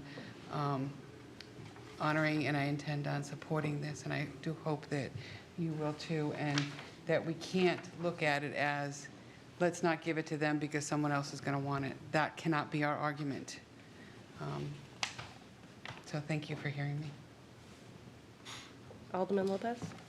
So I'm pretty certain someone else wants it because there was a retracted Ink Link article where an anonymous letter was written, and a lot of it I feel like was very unfair comparisons. It was suggested that block parties were going to take funding from personnel when, I mean, the block party that I organize is not funded by the city. It's organized by every penny we can get donated by people in the community. There was, claims made about why we rescheduled the meeting, which, I mean, it's summer, so some people had to travel and had to go away. I don't think there was any kind of intentional duplicity in forestalling recognizing the firefighters. And the letter was characterized as all merit employees. Some pretty dire stories were suggested to be happening with regards to merit employees. And I don't think they were reflecting firefighters. At least I would be appalled if they were, and it would just be a better reason to move this forward. So I do think we're going to have other departments come forward and say, well, we would like more too. But I also think that's part of being alderman and doing governance and budgeting, is we're going to have departments that actually present, different levels of need than maybe the mayor or his administration, when they're doing their job, would prefer. And we have to take those conversations on the same way we had to look at what was going on with the school district, and we had to say, okay, well, we wanted to keep the 3%, but at the same time, there are circumstances happening outside which are very germane to the situation, and we might not be able to stick to our initial plan. And likewise, when it comes to public safety and firefighting, my colleague probably knows more about it than me, but there's more and more exotic firefighting risks. There's more and more complex materials that are presenting a danger to firefighters' health. And we're becoming a bigger and more dense city. And I mean, leaving aside actual fires, firefighters are always first on the scene with respect to the police and AMR.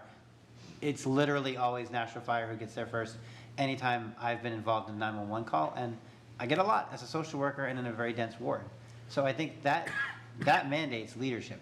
And we need to compensate and encourage the best regional leadership we can, or we're going to lose people who are very good, know what they're doing, but have to make decisions for their families. So I agree with the previous speaker that we're likely to see other departments coming forward, but I think we have to take those as they come. And I think this is definitely not the one to start drawing a line on. Alderman Clements? Thank you, Madam Chair. I have a question through you to Alderman O'Brien. And it's in regards to the memo that we received this afternoon. I'm looking at this, and I'm looking at the memo as it's drafted, and it has it has statistics based on, what's on paper, if you will. Like, in other words, what the salary ranges are in theory for the fire chief, the assistant chief, the deputy chief, all of that. And it's showing the differences in pay that, from the fire chief to the assistant chief, it's 9.37. From the assistant to the deputy, it's 8.84, and all of this stuff is based on a 42-hour work week, and this is all the stuff that's on paper, right? So when you look, if you were to just take this, you would say, I don't know what problem we're solving, right? So can you explain for the public why this memo here isn't the reality that we're seeing? Because from what I've heard from you and from others on the fire department is that in some cases, the deputy chief is actually making more money than the fire chief, or very close to it. That could happen. Okay, not to say that that the deputy chief could. And that's why that from assistant chief, what's in this ordinance, 02558, would kind of make that very hard to do. Because if you look, there's an in-between step there of assistant chief. And then 15% above the assistant chief would be the chief of the department. But currently now, in the matrix system that does exist, it is possible that it could happen. How does it happen? A case in point, a deputy chief gets ill. It happens, unfortunately.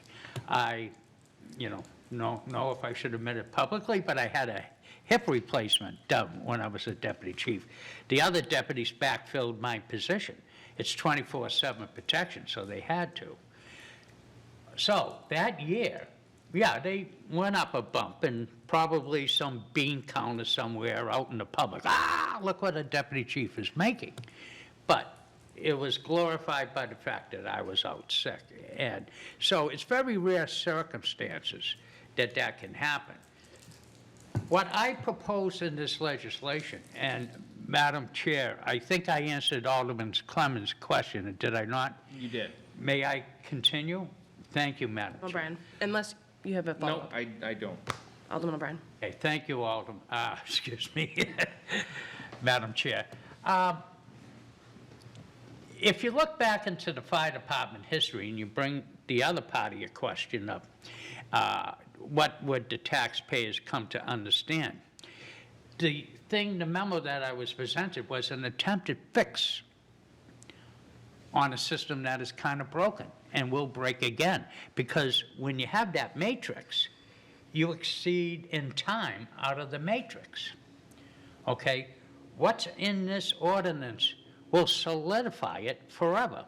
Now, in ancient times, at one time, even in the city, they took whatever the top firefighter was making and said, a fire chief should make this amount, and came up with it. When I started taking lieutenant's exams, the pay grade was 15% over top private, 10% from lieutenant to captain.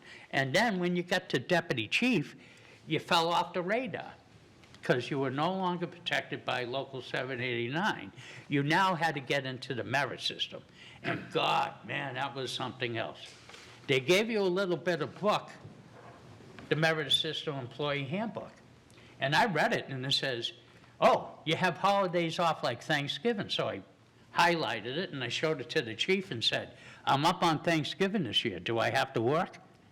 Because in the Merit Employee book, it said I didn't. It was an antiquated system. Well, not a good system. I think if we look back to the way fire departments originally operated, that you had that agreed percentile. Now, can somebody out there say, what about all runaway spending? When the local or any other union, because if this expands, when they come forward, that's something for us to consider in approval. It's something for the commissioners of the different divisions to look at and to consider. Because if you give a consider to the top person in the low position, that percentile can affect all the way up to the director. In theory, the director's like the chief of the fire department or the chief of the police department. So it makes us do a little bit more diligence, but it eliminates the problem of a matrix-orientated system. This is very easy to run. I think it's, one could say in the numbers, it's very simplified. You're not into different charts and everything else like that. In the past, as a deputy chief, they were making more money because they were getting paid for being dive certified, hazmat technicians, EMTs and everything, and I was all of that. I ran the dive team, but I never got compensated. So then we came up with stipends to try to boost into our system, and it was headed. It didn't go to my pension or anything else like that. This fixes that. Makes everybody what they're paid and what they're worth and received a fair compensation for it, you know? So, yeah, it's a little step back to some old school thinking. But sometimes the old school is good, you know? And why did the city come up with the matrix? Let's look, you saw the problems. It kind of, you know, invented the compression. Maybe that wasn't their intention, but it sure as heck happened under it, you know? So I would recommend that you really strongly consider 02558 as a good fix. And then if others come forward, you know what that identifies? Maybe we got a problem. And we need to address it. Keep in mind, we're managers of this city. We're the employer. And if we want good people to work in this organization and give the best to our taxpayers, you got to have compensation for them, decent compensation. You all worked your private industry jobs. You're all, I know, asked for a raise, you know? And that's the other thing, the deputy chiefs, who did they go to say to give me a raise? Nobody. Yes, the chief, but it depends if it was a chief strong enough to go and try to get the raise. Meanwhile, that compression factor came up from the captains, you know. So this solidifies that. It gets rid of it altogether, and hopefully maybe we can look at the individual groups if they do come forward and balance what we feel is proper compensation. They are working hard for us. I know it's no fun sitting in that plow truck at 3 o'clock in the morning, you know, doing it for 6 hours earlier, you know, but they do, and God bless them and thank them for it. We can look at that in the future. Thank you. So I'm going to speak here for a moment. I've always been in support of this. It's been in front of the board multiple times. It's been pushed off multiple times. I am feeling frustrated in that the purview of this board and has very loudly said we want this to be pushed forward, and there's been a lot of obstacles put in the way for this.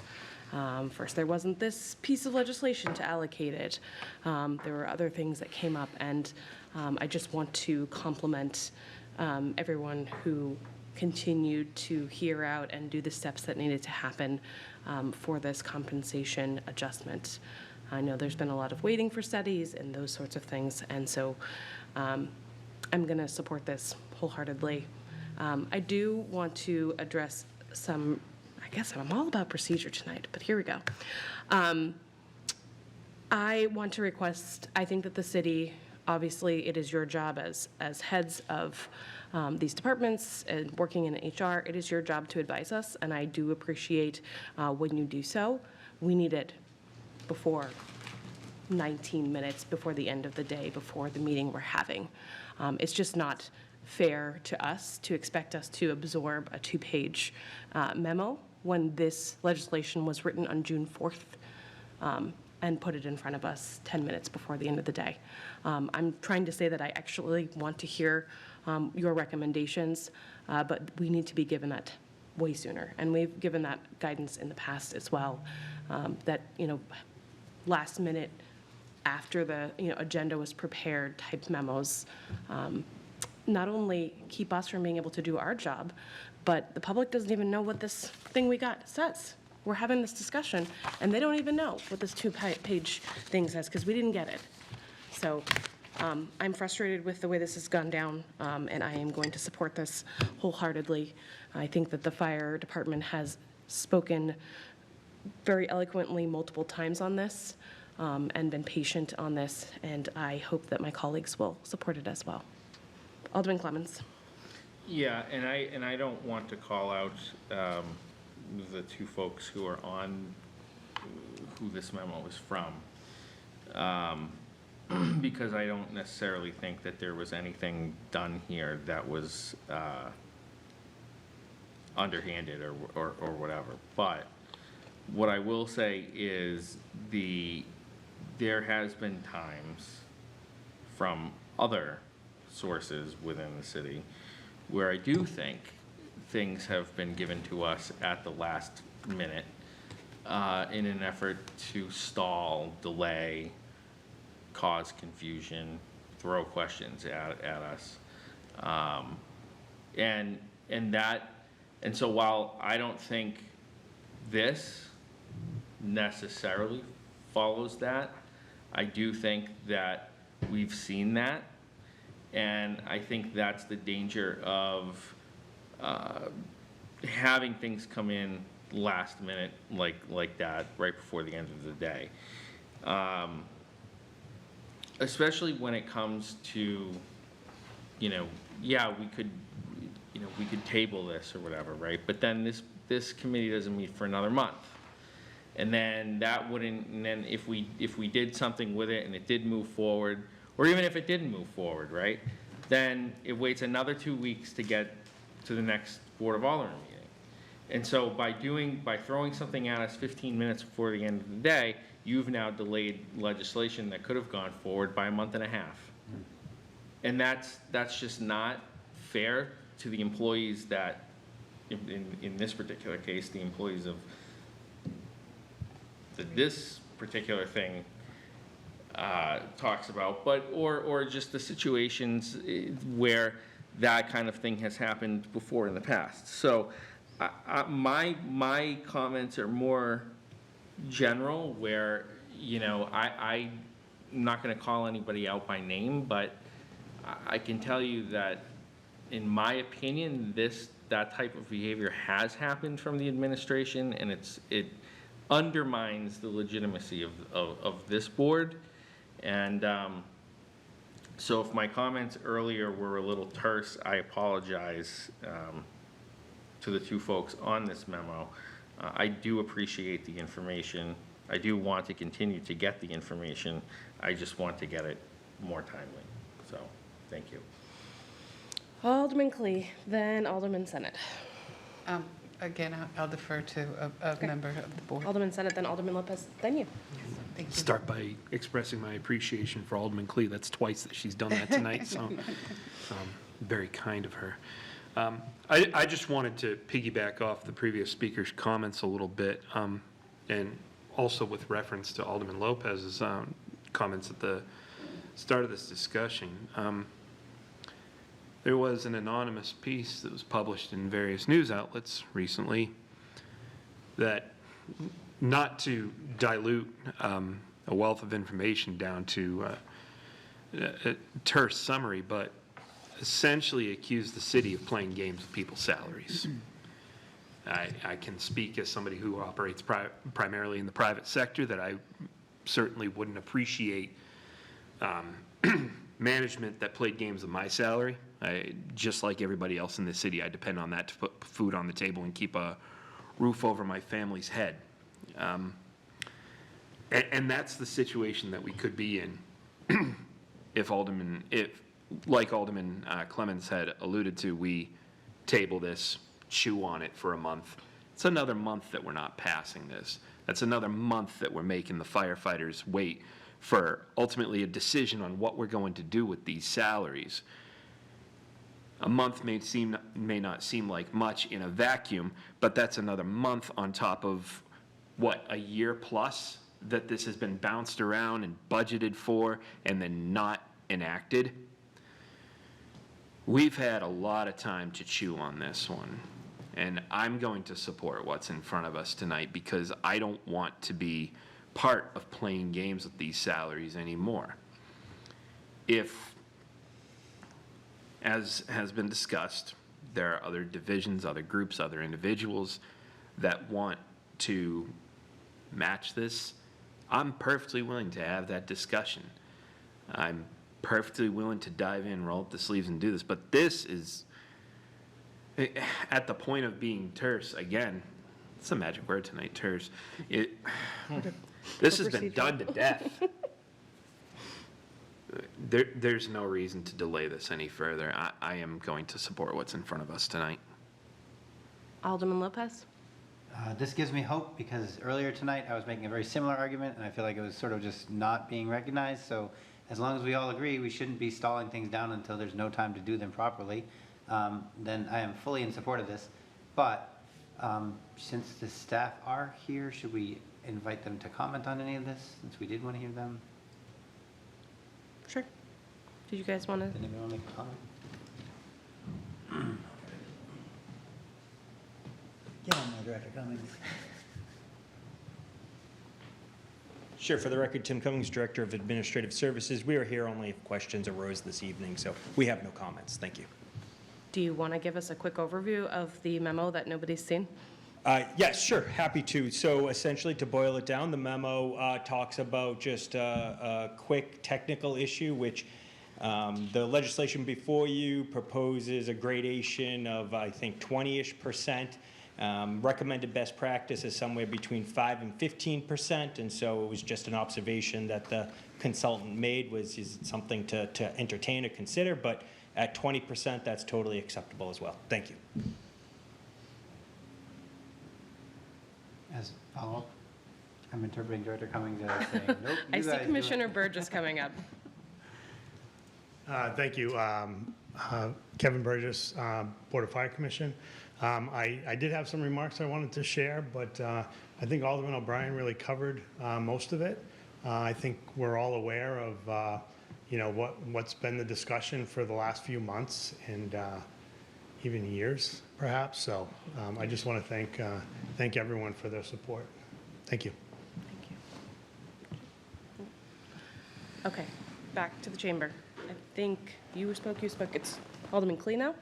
Unless you have a follow-up, Alderman Lopez. No. Okay, Alderman Clee, go ahead. Thank you, thank you. I appreciate all the comments that have been made here, and while I appreciate also, I want to lend my voice to the fact that this document does give some really good information that isn't worth ignoring.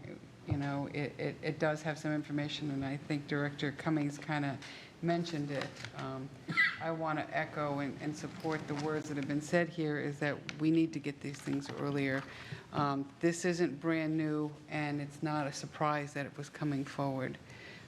So I know there are vacations, though. I want to echo that. And sometimes staff is on vacation, they get back and they get that holy, oops moment. You know, this is coming forward, and I need to get this document out. So I want to appreciate that at the same time. But I would hate for this to have to be changed at the BOA, because I don't think that it needs to. I understand where all the comments are being made, including the comment about base pay only versus doing it through their benefits and so on. That was something that is put in this particular document.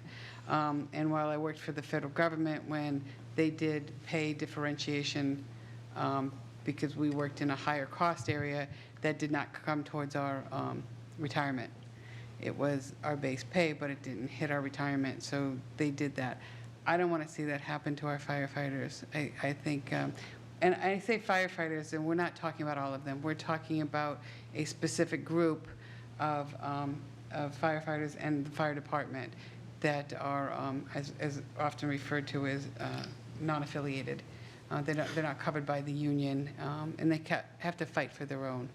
So I'm glad to hear, I think, from what I've heard, it sounds like you are all in favor of this, and I just want to reiterate, thank you. I think it's time to move it forward to the Board of Aldermen. Thank you. Madam Chair, if I may, just one comment. I wasn't going to engage on this, but I guess I feel as though maybe I should put it on the record as well. If you look at the memo and you look at what we received from the consultant, it only came in on July 31st, Thursday night. The HR team did a yeoman's job of turning it around to get something for you. Yes, it was beyond the closing date of your packet being filed, but we wanted you to have some information on hand just for the file. Instead of suggesting we delay this longer because the information just came into us, we turned it around as quickly as we could just so you guys had a recommendation or had some technical guidance. We could have waited and provided it after the fact, but we just did the best we could to turn it around based off of when we got the information. Thank you. And I'll just respond. I don't think anyone is in saying that there was malice here. It's just, it's happened before, and it is hard for us as aldermen to try to look at and do the committee work in front of us when we don't have all the information. So I appreciate your team and how quickly they turned it around, just requesting that we try to get ahead of that, or at least flag a chair if you're like, hey, this report came in on Friday. I don't know if we're going to have it in time. I think it's really important that we have open lines of communication so that, we're not getting something and not being able to really absorb it and account for it and how we think through the piece of legislation. Is there any additional conversation? All right. With that, the recommendation in front of us is to recommend final passage. All those in favor, say aye. Aye. Any opposed? That motion carries. I got next. Oh, boy. Next is O-25-060, prohibiting banners, flags, and signs at meetings. I will make a motion to recommend final passage. I see that the motion before us is to recommend final passage. I'm going to let you speak to it, and then point of personal privilege, I'd like to respond. So you can go ahead first. Okay. Since I introduced this legislation, a couple things. In all the years I've been on the board, we always had an agreement, gentleman's agreement, if I guess nothing was formally written down that I could find from anywhere, that we never allowed signs. It became more prevalent after these meetings were televised. And in the last amount of time, people are ignoring when we tell them they're not supposed to have signs. And it's, I want to emphasize that it's not per se what's being said on the signs. I've heard people saying, oh, it should only prohibit political signs. Well, some of the things I've seen on some of the signs we've had lately, my God, I think they're pretty political. They may not have a person's name on it running for office, but they're political. So there's three reasons I put this in, primarily. Very large signs are a danger in exiting the hall in case of an emergency. If you got a 4-foot by 8-foot sign, you're trying to go out the door and you're blocking people, that's a danger. That's one thing. When you hold a sign up, you're blocking people's sight lines, and not necessarily from the TV, but from seeing what other aldermen are saying or doing, or so. And you don't need to. We don't need to have a debate as to where they can and can't hold the signs, and whether they are or are not blocking, and whether there are a full audience or not a full audience, because if we have a rule, we have a rule. This ordinance is going to make it a rule we can enforce. The wording in this ordinance is in line exactly with what Manchester Board of Aldermen rules, and it's less restrictive by far than what they have. We're just enforcing the signs. They have that exact same wording, because that's where I got the legislation from, as is in this legislation. And they made a formal rule because Nashua had this unwritten rule. They finalized it, and I think we need to embrace it in this ordinance to be fair to everyone that comes to our meetings. So with that said, I would appreciate it if we approved this and moved it forward. So I'm going to just make a comment before we go into this discussion. there was some unpleasantry at the beginning of the public comment, and I just want to reiterate that we absolutely do have an ordinance that allows us to cut off speech that is rude or vulgar, and so does the Board of Manchester. And the idea that our board does not have the ability to make rules around what we can allow and not allow is just, it's just not right. I mean, I pulled up the US Congress. There's whole sections. You know how many times decorum comes up in there? 9 times.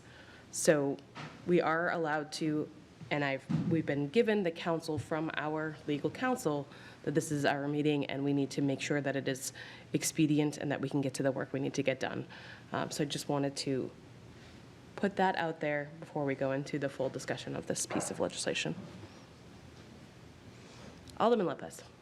I think this is a reasonable step. I think has been demonstrated in this public comment that people will absolutely abuse a platform if they don't have their own, if they don't have enough audience, enough people listening to them, then they'll come in with their own messages and their own purposes. And a lot of that's protected under free speech, but if it is a danger to other people, or it is, literally large enough to block egress or, other people's views, then it's not fair to the audience that they can't see what they came to see. It's not fair that some of the aldermen and other members of the community might actually have their kids watching, and now they get to see signs that some people think are funny or clever, but are just crude and reflect the crudity of that individual. I think we're not being unfair here. I think we're being reasonable. I think it is our responsibility in managing a platform for public discourse that we do so responsibly. And it's not easy to chair or preside. So I think as aldermen, we should support rules of decorum when we have a population that's just deciding it's not going to recognize the polite ones. They're going to need it spelled out for them in apparently a big sign. All said, Alderman Lopez. Alderman Clemmons. Thank you, Madam Chair. So for every action, there is a reaction. And, I was just really saddened, I guess is the word you can use, this evening by behavior of what some might consider to be a community leader, with the inappropriate signs that were displayed at the podium tonight. It's a shame that some people think that in order to get their point across, they have to stoop to those types of levels. Sarcasm it has a place in society. I certainly appreciate it. I'm probably one of the largest users of it. But I try to limit that when I'm in a public space like here, or a place where there is, some rules of decorum, right? And there are levels to that depending on where you are out in the world. And we should understand, just as somebody who approaches a podium to speak, you should understand what those rules are and what those generalities are. And to push the envelope create situations like we have tonight, where now we're saying, we don't want people to have banners and signs and things like that, right? And I don't know. I understand where this is. I understand why we would want to do this, and I understand the purpose behind it. But I also understand that it does limit freedom of speech to a degree. And so, I don't know if I don't know what to do on that. I don't know where I'm going to fall on this, to be perfectly honest with you. I just think it's a shame that we have come to a point where, you know, I was mistaken the evening in question here, really, that brought this up, which was when former Alderman T-Boom had that big giant board and he was trying to present something. I was mistaken that evening when I said, you know, I think I made a point of order that the signs weren't allowed. I was mistaken that evening, right? And the point of the matter is, though, that his sign was appropriate. When you compare that to what was displayed tonight by the speaker tonight, his, when you compare the two, his was appropriate. The problem that I have with some of the stuff and where this becomes a slippery slope is, you know, is the display that we had tonight. And so that's where I struggle with this, because I feel that the actions of the chair tonight were the appropriate response to the sign that was in question, and to say, no, you're done, you've violated the rules. But if somebody, you know, if on the other hand, if somebody like former Alderman T-Boom came in and had a chart that he wished to display and talk to, maybe that is okay. Maybe that is appropriate. You know, maybe we ban, where we need to ban the signs is out there, from person being able to sit and hold a sign. But if you're up speaking and you want to use it as a display, maybe that is appropriate, and maybe that's something where this legislation could go.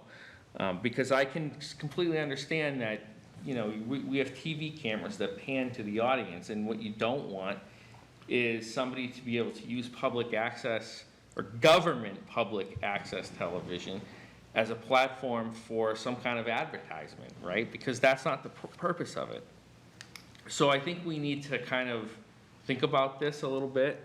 I certainly am struggling with it, because although I disagree with the signs that the member of the public had tonight, I agree with her on this does limit freedom of speech. So I don't know, there has to be a middle ground somewhere. Alderman Senate. Thank you, Madam Chair. That's one of the shortcomings of the First Amendment. Somebody's always going to push the envelope. That being said, I don't think it's proper to punish one for the actions of, or punish many for the actions of a few. To speak a little anecdotally, one of the proudest public speaking moments that I've had in my life, and I don't have many, as you can tell by the innumerable ums and uhs that I utter up here. Here's one. Yeah. Now he's going to make me all self-conscious about it. Was during a hotly contested issue in my neighborhood a couple of years back. Somebody on the opposite side of the discussion had brought forward photos that didn't properly illustrate the issue. I went out and I did my own work and presented more clear photos that demonstrated the issue. And the funny side of that is that ultimately I wound up coming down with COVID the night of the meeting, and I wound up presenting them on Zoom, which was actually much better for what I wanted to convey. But prior to that, my plan was to tack these things onto a piece of poster board and walk into the room. Now, that chamber has different rules because it was upstairs. But nevertheless, if somebody felt that passionately about somebody or something that was before us here, I wouldn't want to stop them from bringing forward those photos tacked to that poster board, because somebody else in the community is going to take it that extra step. And I struggle with that. I've sat in this chamber. I know I'm new. I know there's people who have done this for an entire lifetime's worth longer than I have. But nevertheless, I've followed the happenings of this chamber for a long time. I've sat in this chamber basically for 4 years in spite of only finishing a 2-year term. And I've seen a handful of situations, or a real small handful. One contained a flag draped over the back of one of the benches when I was the only other person in the gallery. Another was more recent when we had folks coming to speak on matters taking place in the Middle East. And again, this was a matter of small signs like this that they were asked to remove and for the most part did. And then there's the most recent instances with, again, what I wouldn't even call signs or banners. These are the visual aids for somebody's argument. And I'm just not comfortable passing this for really a handful of small situations. I would be much more in tune with something that specified ordinances that we already have on the books relative to, I don't know what the wording is off the top of my head, crude, vulgar, what have you. I'd certainly be amenable to specifications indicating that signage promoting a current candidate for public office or a ballot measure to be voted on by the electorate, because I feel very firmly that in spite of everything that we do here being politics, this should be a political neutral zone where we're working through the issues of the city. So I'd be perfectly comfortable with that, but I'm not comfortable with a broad ordinance restricting it this far just because some folks are going to push the envelope. We've said time and time again on multiple issues, whether it's spending on legal representation or whether it's limiting public comment. Just because we put these restrictions in place doesn't mean somebody's not going to push that envelope. It's still going to happen. And the folks who want to bring in materials for the benefit of working through the city's business with us, they shouldn't be punished for that. That's all I've got. So I'm going to respond to some of the things that were just said. I also wasn't sure how I was going to vote on this. I feel very strongly about allowing people to speak and have their minutes and tell their stories, because that's what we're here for. But the public comment definitely demonstrated that there's going to be lines that are going to be pushed. And if you noticed, I didn't cut off or ask the first speaker to remove the sign because the sign was not crude or vulgar. And she was telling her story. Where I chaired and said no was because of the language which was on there was attacking a member of this board, which we repeatedly have said we do not allow, and used swear words. So I struggle with it in its current form. I think there's been some interesting points made out, like maybe it's not in the gallery, but if you have a visual aid, that can be appropriate. I think that someone pointed out that chairing and presiding is not an easy job.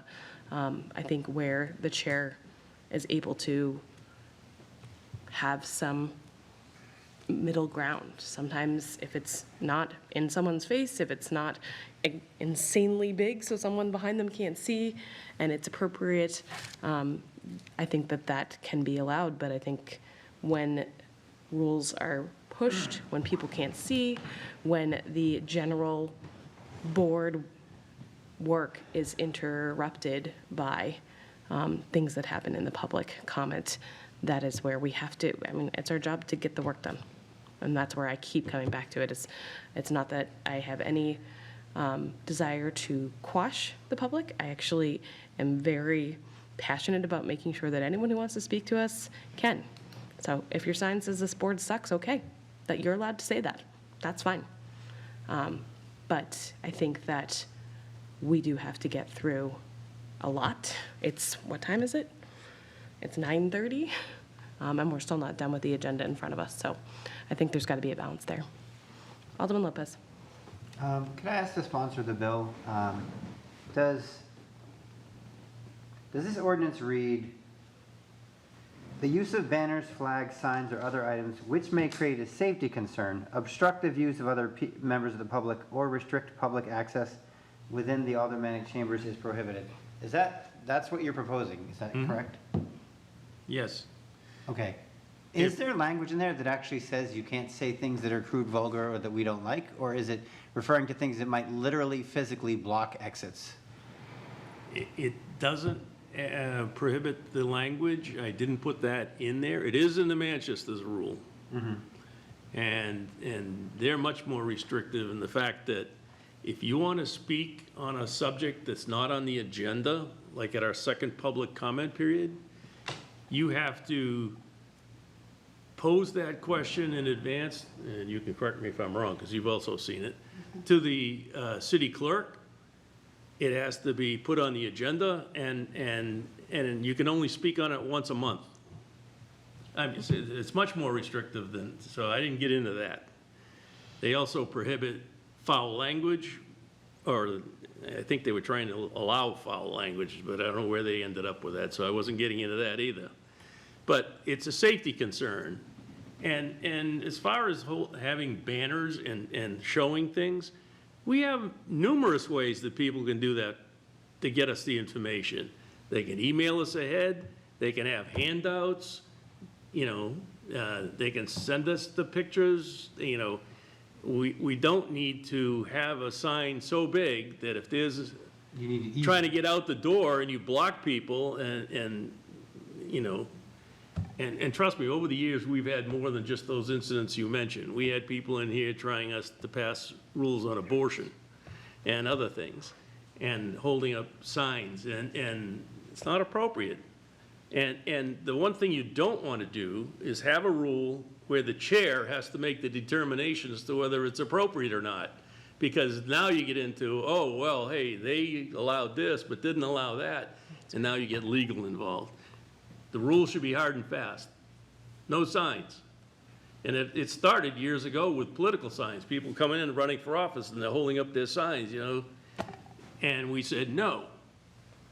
And as years went on with other signs, we as a board of aldermen, previous board, said no signs, because whatever you're holding up in the audience or holding up at the podium is going out on TV.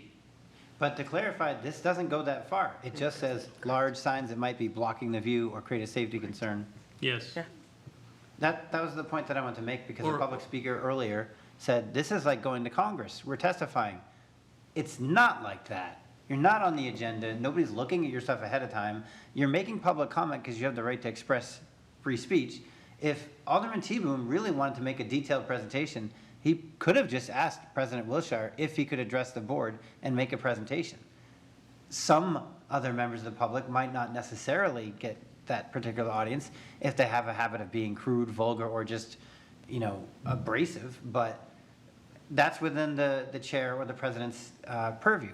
But just because we have a public comment that's meant for the whole public to be able to comment doesn't mean a small group of people can monopolize it, because there's no check, and they could literally roll in a billboard and block everybody from being able to see what's going on or whatever if they felt like they wanted to do that. So, I mean, I think I fully agree with most of the sentiments that have been said about not wanting to restrict free speech. I think if the people who were supporting the atrocities in Gaza had brought a giant billboard of some of the photos they shared with us, that would have been immediately called out, because they were pretty graphic. But I don't think that's what's being suggested here at all. I think it's just when somebody is egregiously trying to bring a huge prop in that could have been a handout for everybody. Because as much as everybody says, oh, well, I like bringing in big flyers and everything, I can't see it, and there was no copy brought to me, so I just had to guess what you guys were all talking about. So I think that if people are going to bring in handouts, they can do that. And I think if people are going to communicate to the board ahead of time, and we should accept it, place it on file, and make sure that it's seen. But I don't think that the 3 minutes that we're allowing for public comment, with a reminder that not all boards do allow any public comment, we should let people speak, but they should be reasonably managed in when they're doing that. Just a follow-up Sorry. to the answer. Yep. in that legislation and what I mentioned earlier, nothing mentions anything about content. It's a safety issue. Like if you have a cardboard thing in the audience and you'd have to have it in the audience before you came up to the podium, you're not gonna run out in the hallway and get it. You know, you could poke somebody in the eye, you could hold up in somebody's face and they can't see anything. That's the legislation, not what it's on, not what's said on.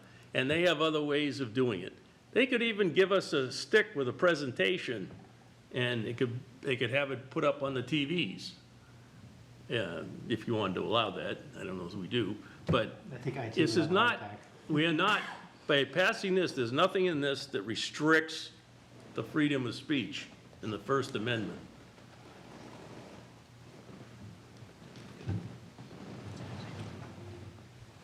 Alderman Clemmons. Alderman Clee, I see your hand. Thank you. So, the issue I have is, again, now we're dictating the size of the sign that can come in, because the speaker tonight had a 8.5 by 11 sheet of paper that said something extremely inappropriate, but was able to hold it here, which obstructs nobody. And under the ordinance that's being proposed, that would be allowed. Now, what it said isn't allowed because of a different ordinance. However, you know, the point of the matter is we ought to be more consistent in what we're trying to accomplish. And to me, I think this would make more sense if we were to say that we don't allow signs to be displayed in the audience out here and define that somehow, right? Or just say that the only place that you can have a display is when you're doing your 3 minutes of public comment, and it has to be germane to what you're talking about. You know, so in other words, if it's the first public comment period, it has to be germane to something that's on the agenda. If it's the second public comment period, it has to be something germane to what you're talking about.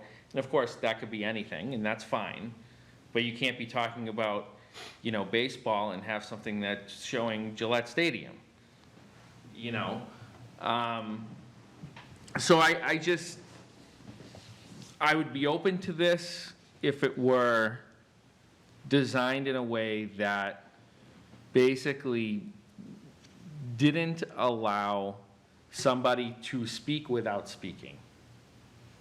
In other words, right, because if you're conveying your message out there to the TV cameras, and that's the purpose that you're doing it, we don't want that type of behavior, because that's when you get into the whole political agendas and all of that. And basically, to me, that is in the disspirit of the public comment period, number one. And two, that kind of stuff really shouldn't be out there on government access channels. And it has little to do with the chamber and more to do with television. So that's kind of just my point of view, and I'd be open to amending the legislation, getting legal's opinion on that to see whether that was viable or not. But I'm not ready to support it in its current, the way it's currently written. I was going to say the same thing, that if we, as a committee, would like to make changes to this, I would very much like to have legal here to better guide us on that.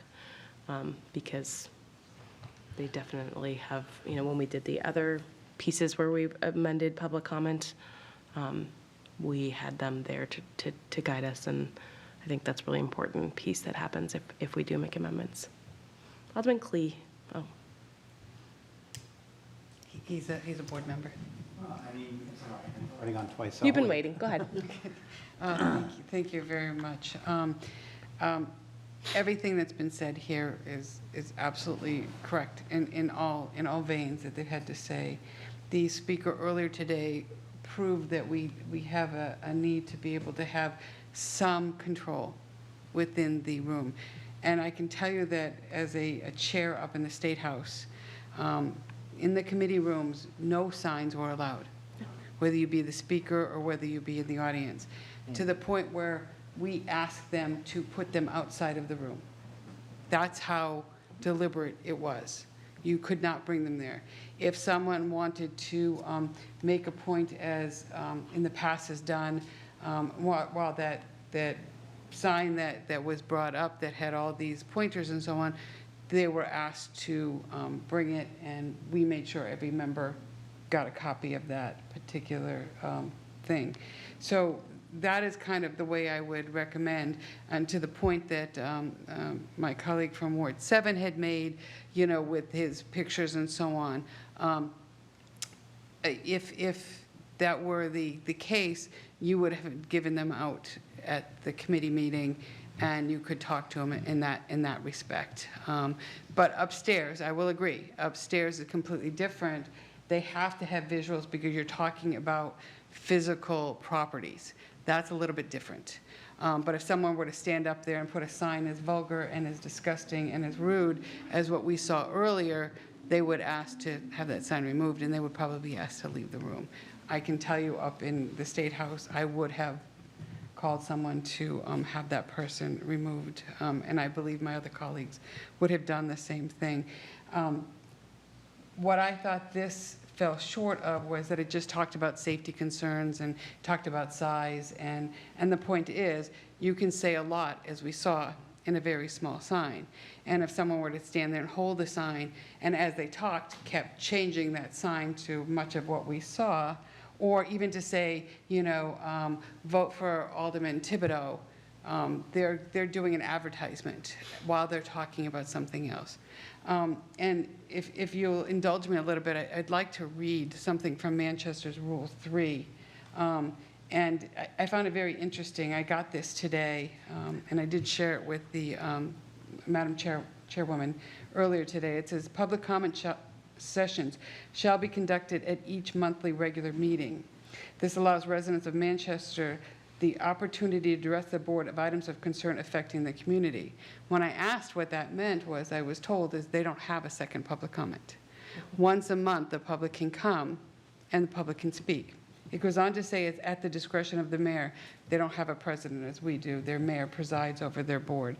Members of the public may be given up to a total of 3 minutes to speak. A member of the public must register name and topic with the city clerk prior to the session beginning.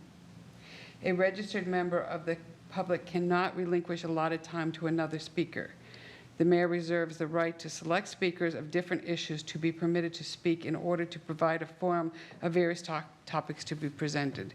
So in other words, the chair or the president can say, I'd like someone to come up here and speak to this because they're a topic expert. Speakers are encouraged to be civil in their language and presentation. True threats and the use of fighting words are prohibited, in addition to any and all speech of actions which violate any applicable law. During public comment, speakers shall only address the chair. Our audience, our speakers will address individual members and not just the chair, and we allow it because we push that freedom of speech a little bit more. The audience shall likewise not engage in any conduct that would prevent the public participation sessions from occurring or would otherwise violate any applicable law. Next, they're going to talk about the banners and so on, and they did use the language that was sent to us. If I remember, I think his name was Mr. Kelly, he asked if we would amend ours to equal the particular language. So it does say the use of banners, flags, signs, or other items which may create a security concern, obstruct the view of other members of the public, or restrict public access within the aldermanic chambers is also strictly prohibited. In those instances, when a security concern is posed by a flag, sign, banner, or other items, the chair must publicly explain why that item is causing the concern before ordering its removal. So that is what they call their Rule 3. I read it in its entirety. I didn't skip anything. I did editorialize a little bit as I read on. But for many members of the public, they come here and say that we don't allow free speech when others do that. I can tell you, I believe it was Portsmouth that when I had contacted, when we talked about different languages, we are the only the only municipality that I contacted, and I contact a lot, that allow as much public comment, both prior to the meeting, based on that, as well as post-meeting. Now, Manchester only allows it in the Board of Aldermen. They do not allow it on the committee level. So there is no, I'm not saying that there's no public comment prior. That one I could be mistaken. But they don't allow public comment post. And so on. Our public is given a lot of time to talk at the committee members, to reiterate at that, and while we do limit them to 3 minutes, they are allowed. I don't believe we are stepping on anybody's freedom of speech. There is certain decorum that should be allowed, and the person who held those signs is considered to be a leader within the community, as well as I would consider her to be an intelligent person. And having said that, I think what was put here is the reason why we had to put through the use of vulgar language, et cetera, crude, was not acceptable within this because we want to maintain that certain decorum. And so while I do agree with some of the comments that maybe amending this chamber and so on, I think I don't think it's bad to prohibit signage. Maybe to say that the speaker, if they have a visual aid, it would be preferred that they make copies and give that to the members. But if that can't be done, perhaps permission with the chair could be acceptable. And maybe they're doing it for the public so that the public can see what they're speaking at because they don't have access to what we have. So regardless of why the reason for it is, I don't think just saying it's a safety concern. It truly does come down to what is being put up there. Are we going to allow the speaker to stand there and advertise for an election? Are we going to allow them to advertise for liquid therapy? You know, do we want this to become, you know, we're not Major League Baseball, we're starting to put stickers on people's shoulders for free advertisement. So I do think it does come to a point where we have to maintain some civility, we have to maintain some decorum, and I find that sometimes the public will push the envelope. It is their right to. But it's also our right to push back. So I apologize if I've offended anybody, but thank you. Alderman Dowd. Alderman Smith, I'm sorry. Yeah, unless you want to go first. Oh, sure. I don't see your hand often. I know. I'm very. It's hard when 9:30, you're sitting right 9:40. there You know. beside a You have man. to poke the chair. Yeah, not going to do that. I might smack you.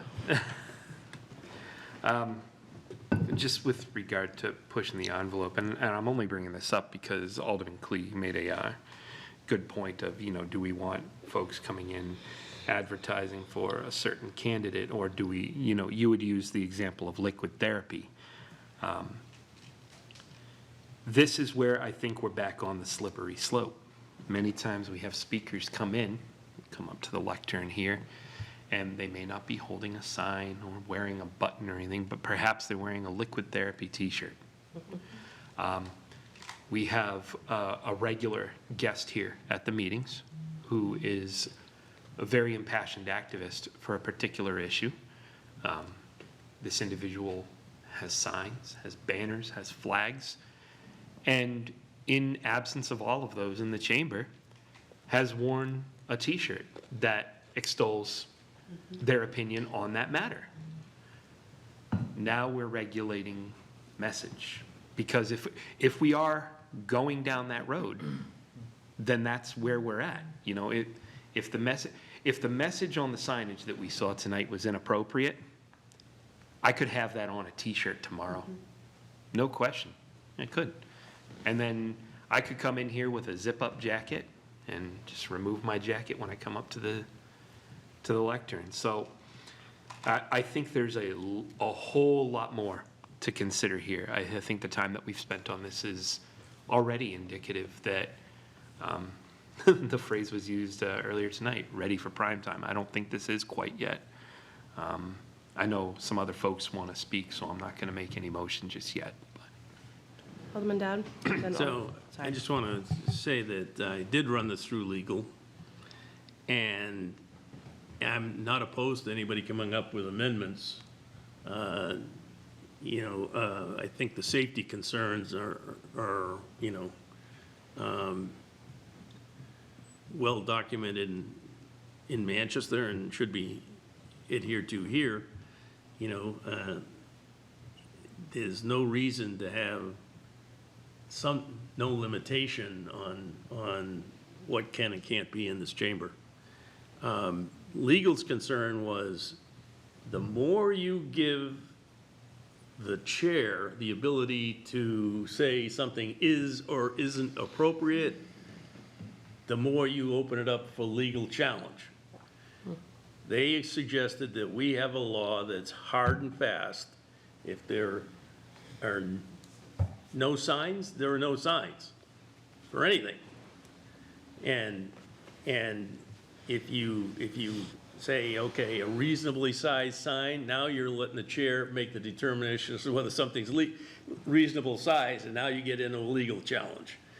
Now you're saying, oh, they can have it, we can't, you don't want to get into that. So I'm not opposed to, if you want to push it off or make amendments to it, go ahead. But I think we need something to control the decorum in this chamber. If we don't, we're going to lose it. So I'm going to respond, and then I'll have you, Alderman, just because you spoke to something that I brought up before, and I actually agree with you remarks-wise. Having a clear, fast rule makes it easier for presiding. I'm just more a person who lives in the gray, but that makes sense.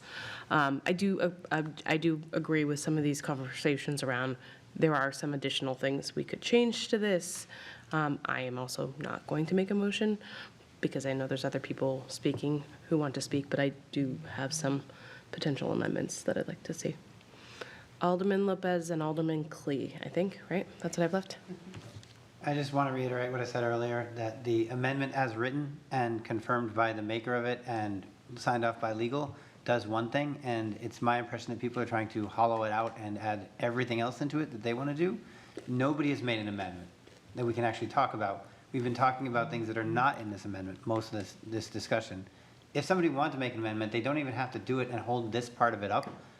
If this has been signed off by legal, and if this is just saying, if a sign's so big that it blocks a doorway or something, then don't do that. If people want to make an amendment, they can just make an amendment after it's sent to the full board, or even after if it passed the full board. But I think what's being done here, what was being presented here in the amendment is pretty straightforward. And adding all of the other bells and whistles that people might want to do, but also might also be saying they don't want to do because they believe in free speech more than everybody else. I think that can wait for a different time, and that's not what this is trying to do. So then my question to you, Alderman Lopez, is we did receive a communication around changing it based on recommendations from an organization. What do you think of those? That's not our legal counsel. Our legal counsel signed off on this and left it where it was. And it's already has a precedent in Manchester, as the maker of it pointed out. Actually, Manchester amended theirs to what they recommended us to do. I think it's adding a line, let me see if I can find it, around, I have it right here if you'd like. it says, in those instances, when a security concern is posed by a flag, sign, banner, or other item, the chair must publicly explain why that item is causing the concern before ordering its removal. Did I get that correct? You did. So are you proposing that amendment? Are you I just- opening if- discussion now at I'm- this point? I'm just saying, your point was that we should just pass this and keep going, and if that is on the table, because nobody's tabled it yet, there was a piece that was specifically recommended we consider, and I think we should, if that is the pleasure of this board, we I would should ask talk through the chair to the maker if he has any problem with amending that. I think that legal doesn't want the chair to be making determinations at all, because the minute you do that, it's the chair's opinion and not the law. And you're asking the chair to interpret the law, as opposed to having black and white words on a piece of paper that there's no ifs, ands, or buts. Now, if you make that, it may go to legal and they're gonna come back and tell you the same thing, but if you want to, you can go ahead. Alderman Clemmons? The problem is that there's nothing in this ordinance that says what a big sign consists of. So is it this? Is it this? Is it something even bigger? I don't know.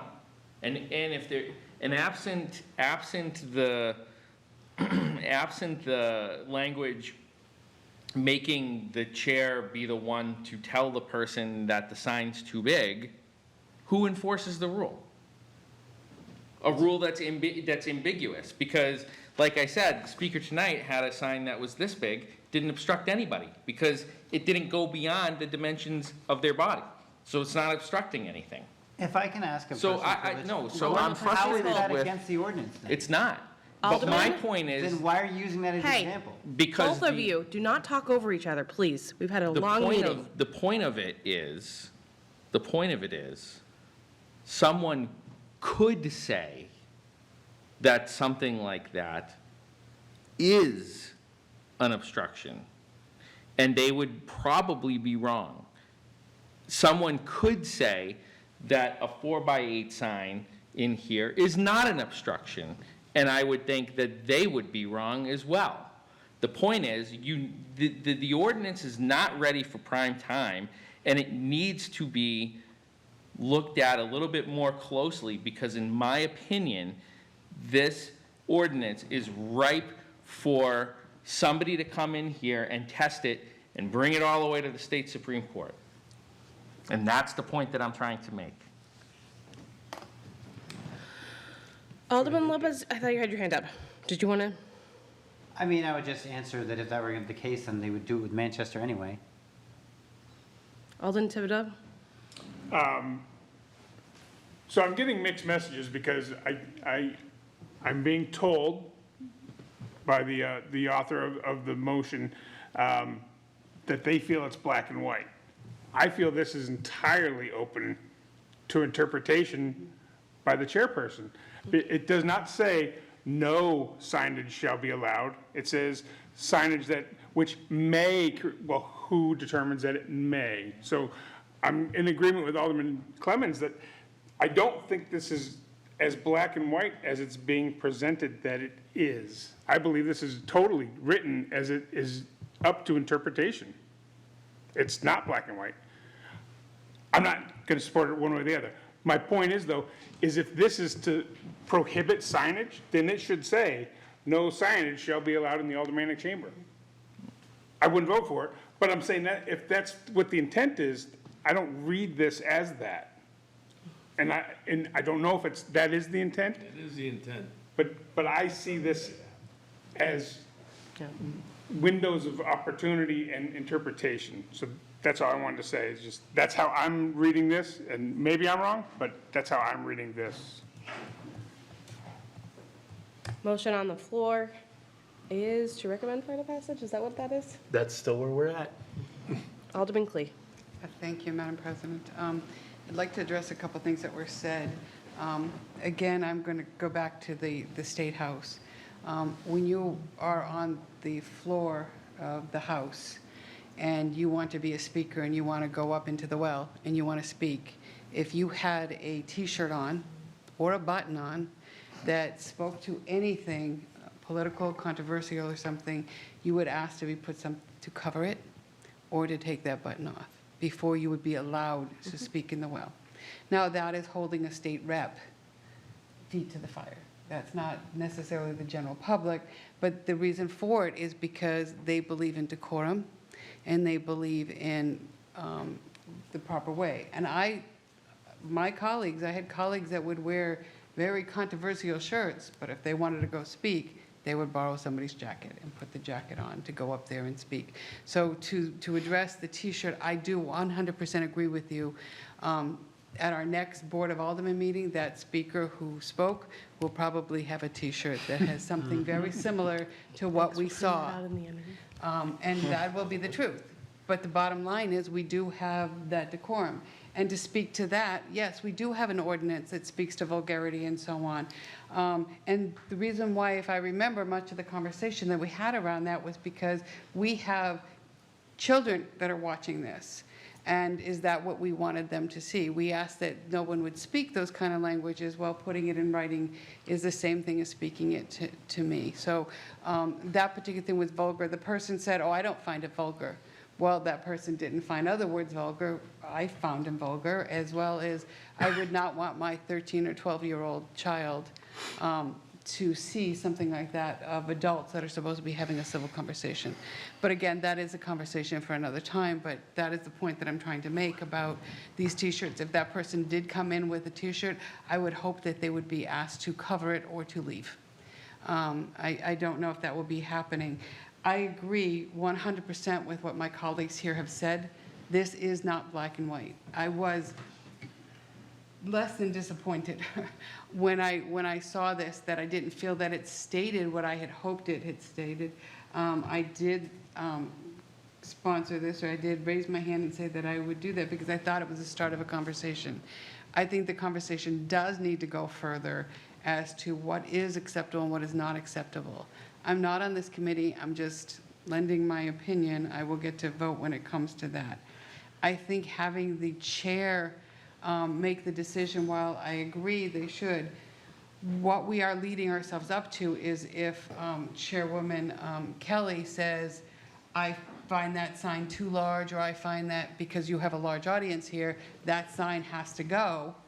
And then I'm chairing a committee and someone brings up a sign maybe equally as large, but there's nobody in the audience, and I allow it to happen, and so on. Are we leading ourselves into a legal battle that we will end up in court and to Supreme Court or to whatever? So I think we have to, I believe we take it out of the hands of the chairperson. I think that we get very specific, we get as much as this. And will there be unintended consequences where someone is going to push the envelope, as I stated before? Absolutely, there will be. I used the liquid therapy only because we had said the word and it popped into my head. But I was talking about, holding up signs. Wearing a T-shirt of liquid therapy or the surf, I have both. And I do wear them proudly out. I don't think that would be considered what I meant by advertising of holding up a sign so that you could do that. Someone may argue different with me, and I would have to listen and probably acquiesce to what they had to say. But I think that we do have some common sense. If someone's saying vote for so-and-so and something, they have their 3 minutes where they can stand up and say, I want to let the entire public know I am voting for Alderman Thibodeau, even though I'm in Ward 4. I'm going to write him in. They have the right to say that. They have the right to do what they want to do for those 3 minutes, as long as it's within keeping a civil tongue in their mouth. So thank you, and I apologize for going on. Alderman Clemmons? Thank you. I wanted to make a motion to table. Motion before us is to table. All those in favor? Aye. Any opposed? Motion is tabled. Speaking of table. There's no expediency, we don't need to do this. Okay, so I think actually, speaking of tabled in committee is what is next. Yes. We have 1, 2, 3 items in front of us on the table, but I believe. I think Keith is staying on, Kratom is staying on the table. But we have a guest here tonight. But we do have a guest here, so I'm imagining he would like us to take this one off the table. So with that, I would like to make a motion to remove from the table O25-056. And just before we go on, I just wanted to say that we are going to have most likely a special personnel meeting where the Kratom will come up so that people can absorb the new information that was, my brain is like not working anymore. We accepted it under suspension this evening. Yep. Sorry. So 025-056 is before us to pull off the table. All those in favor, say aye. Aye. Any opposed? Okay.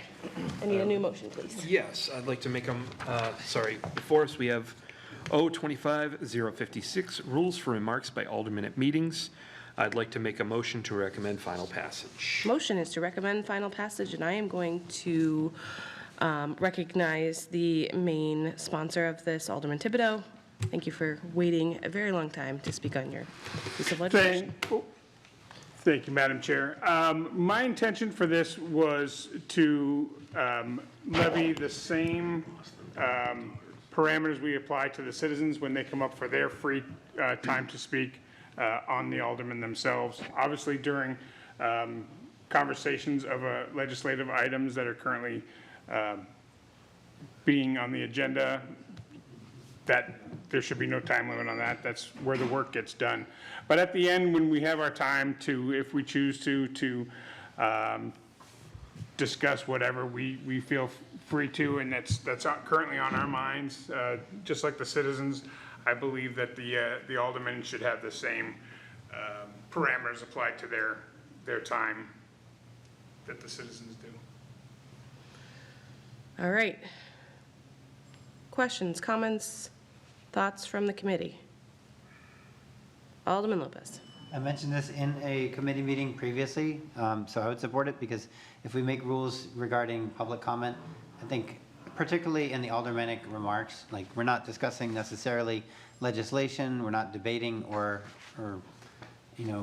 enacting our duties. We're making comment, which is often duplicative and on the subject that we just covered, or general announcements, and those are things that we should be able to compose ourselves and do in 3 minutes. Alderman Clee. Thank you, Madam Chairwoman. While I do understand the, fair play type of legislation that this is supposed to be, my concern is that as we sit here in a meeting, there are multiple things that are happening. Multiple speakers have spoken maybe in public comment. Things have happened within it. Plus, there may be something that we're going to mention in regards to something that's happened out in the public that we want to acknowledge and so on. To limit us to 3 minutes means that you pick one subject that may have happened, or you pick one subject of something you want to say. Oftentimes we give condolences and so on. I don't think you necessarily can do it within 3 minutes. And I know for lack of a better term, I'll call myself a chatterbox, where I tend to go on too much, and much like my colleague said, I do a lot of ums and ahs as I grope for words. We do the work here, and we listen to the public, and we want to comment to the public. If I had 3 members of the public who spoke, I might want to address them. I would have to limit myself to maybe 1. I think you really handcuff, while I do agree with, we make rules and we should have to abide by those same rules. My fear is that we really will be handcuffing ourselves. We really will be losing the opportunity we have to be able to speak to the public, to speak to something that's happened, and so on. And just like right now, I'm probably going on much too long, and I apologize for that, but I think those are things that we have to, that would be the unintended consequences if you limit our comments to 3 minutes. And I think that's something you need to think about, but thank you. Alderman Clemmons. So I have just a clarifying question, because I'm not sure, and I'm sure the speaker already, or the sponsor already said it, but I just want to clarify. So when it says remarks by aldermen allowed in subsections A and B, is that talking about at the end of the meeting where it says aldermanic comments and then general comments? Are those what it is? This or? would have, if I may. Alderman Thibodeau. That is the section when the president says additional comments by aldermen. So it's just that final aldermanic comment portion. Okay. Now, would this, is my other question, would this be in committees? Because basically in the committees there are I think the committees follow sort of the same format where, like at the end of this committee, for example, you have general discussion and then you have remarks by the alderman. So my question is, on this ordinance, does A and B refer to remarks, general discussion and remarks by alderman, or is it just remarks by alderman? That's the question that I have, and then in that, is that for just the Board of Aldermen, or is this for the entire, like all committees, basically? Alderman Thibodeau. I I'm trying to pull up the ordinance, but my computer's giving me a hard time. Sorry, so I have it right here if you'd like. What's that? I have it right You here have if it you'd pulled like. up? So the section that your legislation specifically addresses is section 5-14, which section A spells out the order of business for regular meetings of the Board of Aldermen shall be as follows. Then section B refers to meetings of committees of the Board of Aldermen shall include the following. Okay. So if the question is A and B, then, or as allowed in A and B, then this would refer to both the full board meeting as well as the committee meetings. Okay. And, Alderman Clark? and so to go further, so this would only be, so under general discussion, we would be able to have unlimited time, if you will. But under remarks by Alderman, it would only be three minutes. Correct. I think, hearing that, I think that balances the concerns that Alderman Klee brought up, and which were my concerns as well, which was, what if 3 or 4 different members of the public bring up 3 or 4 different things, let's say at the previous Board of Aldermen meeting, and now we're at the second Board of Aldermen meeting, and we want to address those 3 or 4 people. Well, that, with 3 minutes to address 3 different topics, that could be difficult to do. If you're saying, though, that under general discussion, that we could bring those things up and, discuss them, but then when it goes to remarks by Alderman, we just have 3 minutes, I think that's a reasonable balance. And I think that's something that I could get behind. Again, I think we all should do a better job at trying to be a little bit less winded than we are. And I'm guilty of it myself. I've probably spent way too much time talking tonight. But I think that addresses the concerns, I think. And I'd be interested to hear what Alderman Klee has to say. Alderman Klee? Thank you. Our current document that we have here as far as the agenda is concerned has public comment, then general discussion, and then remarks by Alderman. That's not the way it normally goes. It goes general discussion, public comment, and then remarks by Alderman. That is usually the form that it takes. General discussion always happens before public comment. So if multiple of my constituents have come up, this is an error. This Okay. particular agenda is an error. So Okay. that would stop me from being able Okay. to address public comments that have come up. And this is where I really have an issue with it. To be honest with you, I was going to put legislation through to get rid of general discussion because it's the same. We all interpret it as the same, and some people speak before public comment, some people speak after, and some people speak during both. I think it's redundant. I don't think we necessarily need both, but I would say keep remarks by Alderman where it is, post the public comment so that we can address some of those things, but I do not believe you should be limiting what the aldermen say because we could be responding to them. And while, yes, we may go off on tangents and perhaps the president or the chair could say to us, okay, you take a breath and leave the stage. But I do think, I find general and remarks by aldermen to be redundant, but there's public comment that's in between it. This particular agenda is wrong. If you go back and look at other agendas, you will see that it's general discussion, public comment, and remarks by aldermen. So, thank you. Alderman Senate? Thank you.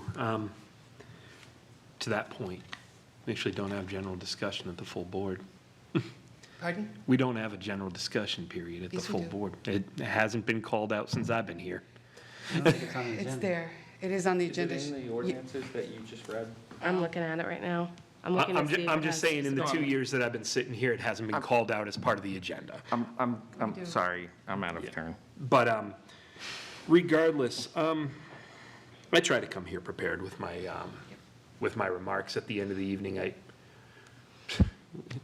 To be too morose, but I get through the obituaries and identify who I want to remark on the passing of, or nice things that have happened in the community or at the community center or what have you. And I try to have that in front of me in my notes so that I can I hit those points and cede my time to either Alderman Clemmons or Alderman Jettie.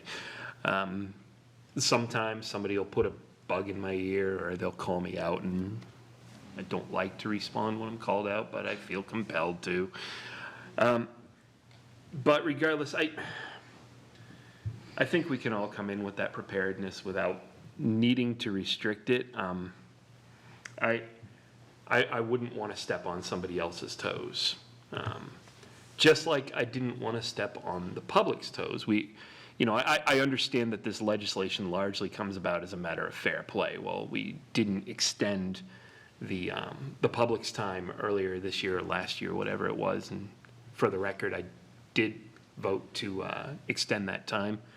But regardless, it does bring about some concerns when we had that discussion that I felt were a little disingenuous. One that I thought in particular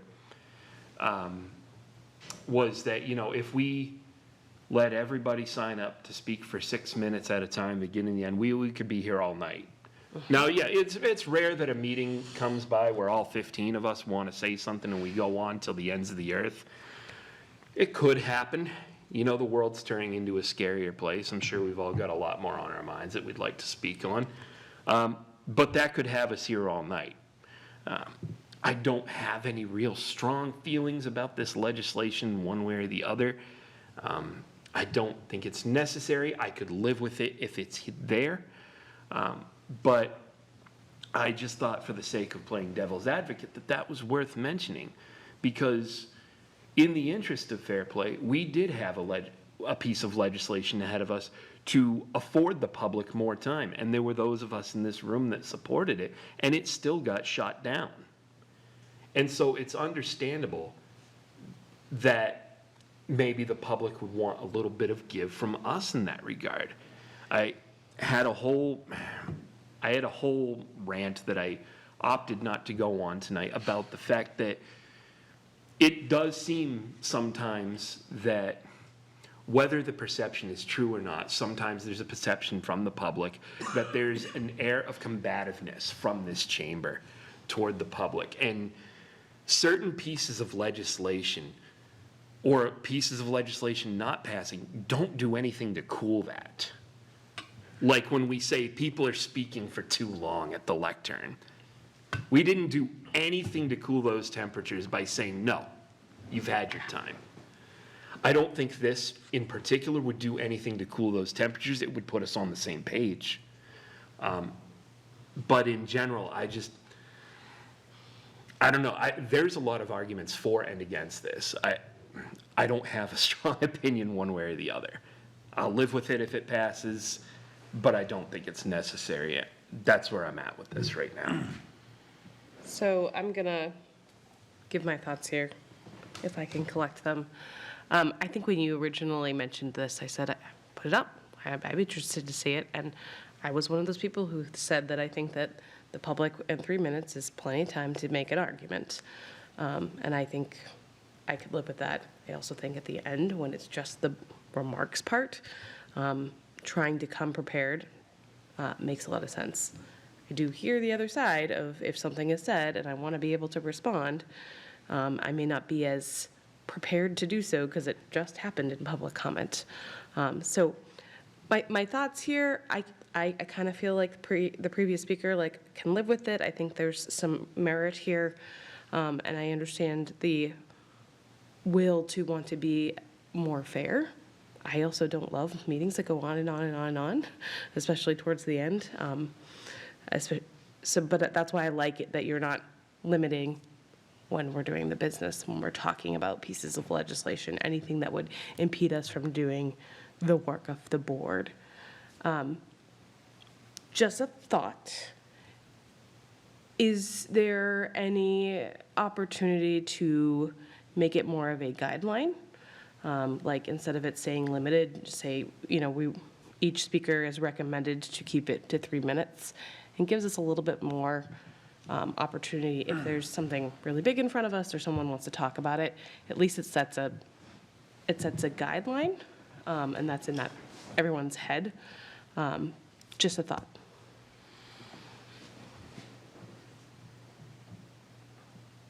You can take the thought while Alderman Clee speaks if you want. Thank you. Alderman Clee? Yeah, I want to speak to what Alderman said. I am looking at the, through E-code, and I'm looking at order of business, which is 5-14. And in doing so, I will be very honest with you, I do not see general discussion. And while we do have it on our agenda, we do have it on our agenda, and she does ask for it.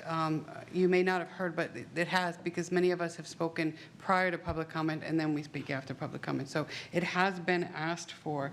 But as I'm looking through here, I see under that 5-14A, order of business for regular meetings, I see the aldermanic president calls assembly, prayer, designee leads the pledge, roll call, remarks by the mayor, response to the mayor's remarks, recognition of city's employees, reading of minutes, communications, a period of the acceptance of orally presented communications, communications requiring final approval, petitions presented and disposal thereof. 11 is such nomination, appointments, and elections. 12 is reports of committees without objection. 13 is confirmation of the mayor's appointments. 14 is business unfinished. 15 is new business may be introduced. 16, communication to include a period of the acceptance of orally presented communications or comments from the public or others. I believe that is the first public comment. Next, I'm sorry, that is the last public comment. Then it's remarks by aldermen and adjournment. There's no point here where it actually speaks to general discussion, which is why I really felt it was redundant, and I was going to put through legislation to rid us of it. I don't think we necessarily need, and many of us often get confused, is this where I need to speak, or do I speak at the end? When is this particular subject appropriate? So in general, I think the removing general discussion would be the right thing to do from the agenda. And I will not try to repeat myself too much, but I'm going to stand by what I said as to limiting the remarks by the alderman. I think is very dangerous, because we cannot do our job. We cannot speak to the public that has spoken. We cannot speak to a constituent that maybe has come up. We might not even be able to answer a question. Oftentimes we do answer a question that someone came up. We don't answer them as they're speaking. We don't interfere with their 3 minutes. Sometimes we do, but we shouldn't. And sometimes we address it afterwards. That would be part of remarks by the alderman. To limit my answer to someone to 3 minutes, no matter how prepared I am, on the fly, I write down notes as people are speaking. I may not be able to gather my thoughts enough to be able to maintain it within 3 minutes. I am a scattered speaker, and for that, I make no apologies. It's who I am. But I think we're doing ourselves a disservice if we try to limit ourselves to 3 minutes. And I will stop there. Thank you. Alderman Clemens? Yeah, hearing what the actual order is, and knowing that technically there's no general comment, I defer to what Alderman Clee has said, in that it does us a disservice and it hinders us from being able to truly do the job we were elected to do, and that's to inform, partially, in part, to inform the public of, things that have happened in the community, or responding to constituents, things of that nature. I, to be perfectly honest, was willing to support a compromise of I believe 4.5 minutes or 4 minutes to extend the public comment. I was on vacation and not at the meeting when that actually was indefinitely postponed, but had it been, I would have supported a compromise to add minutes to that public comment period. But again,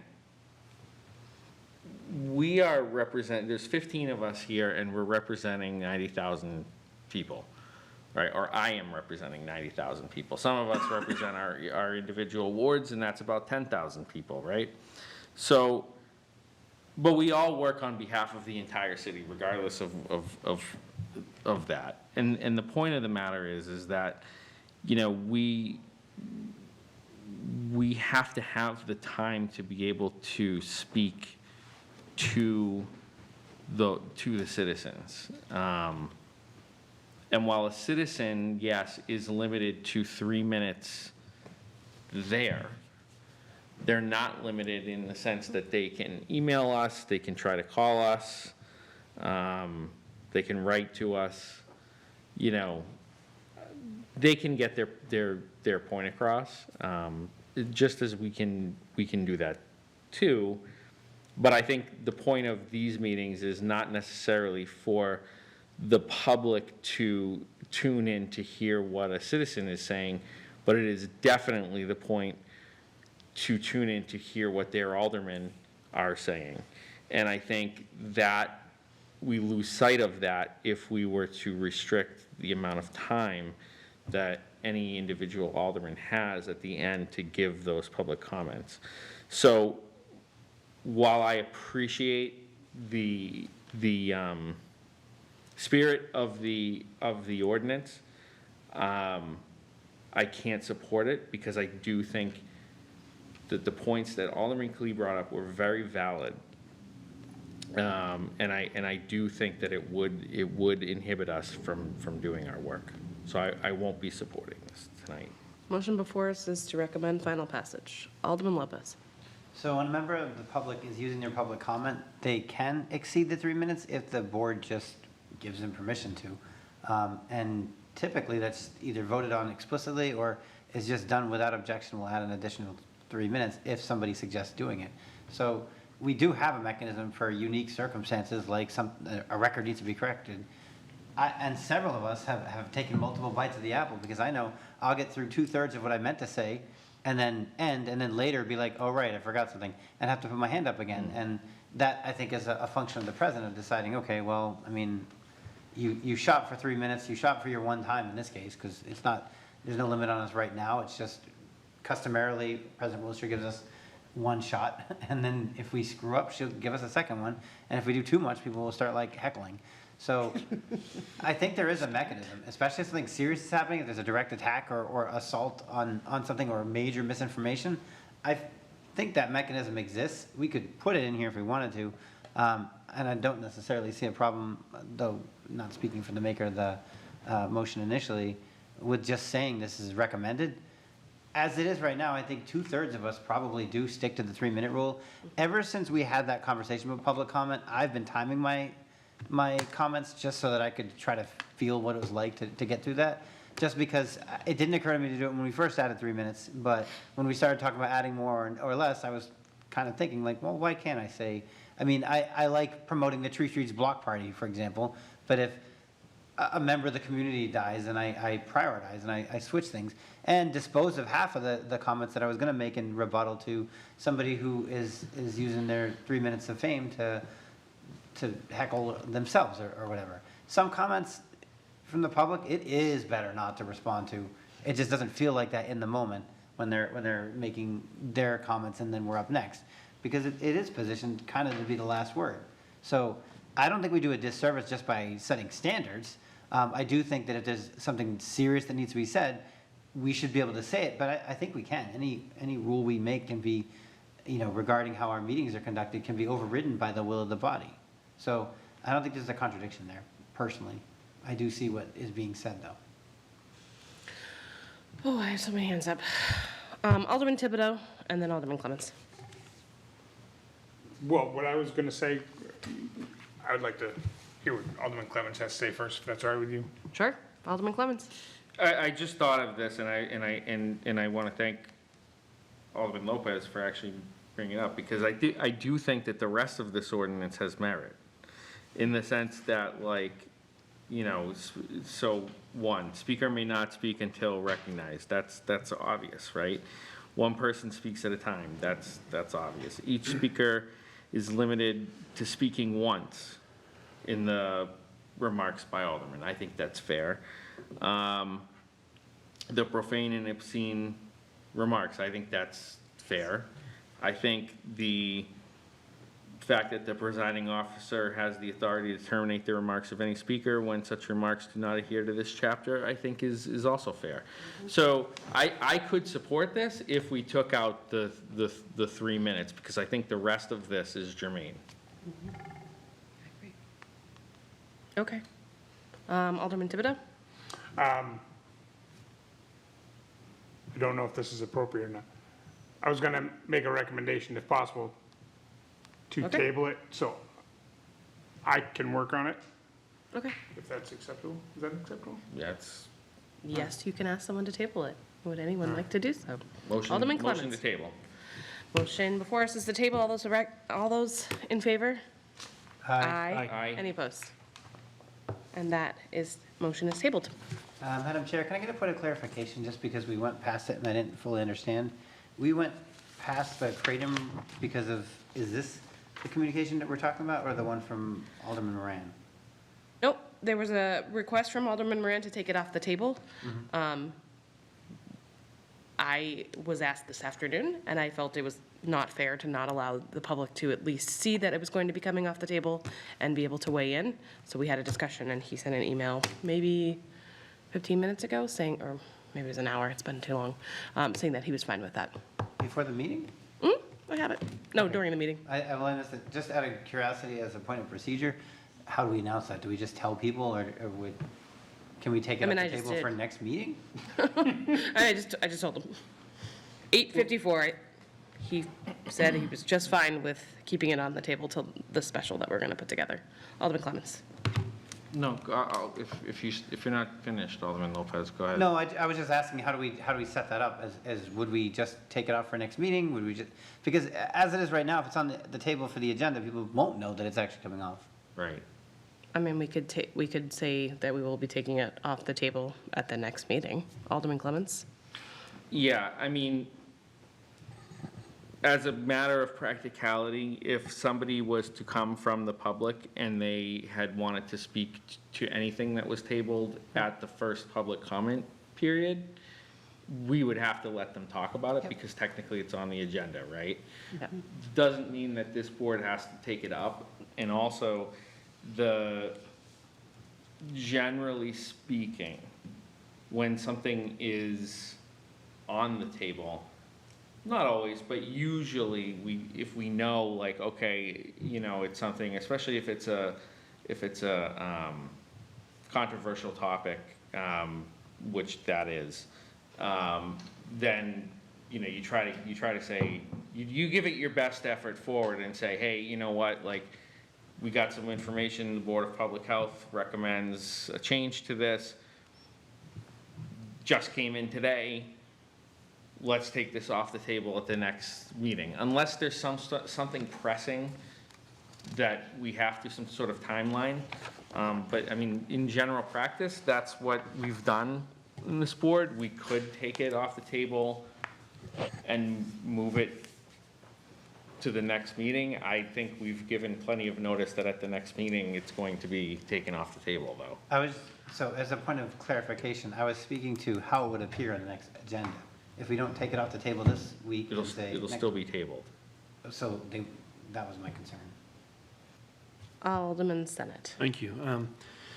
Just as a, I guess, point of argument, we periodically, from time to time, have notations in the agenda. For example, tonight's agenda under unfinished business for R25-121 indicates that this will be discussed at the 9/2/25 meeting. I don't see any reason why the agenda for whether it's our next meeting or a special couldn't indicate that it is anticipated that R20 or O25, whatever, will be removed from the table.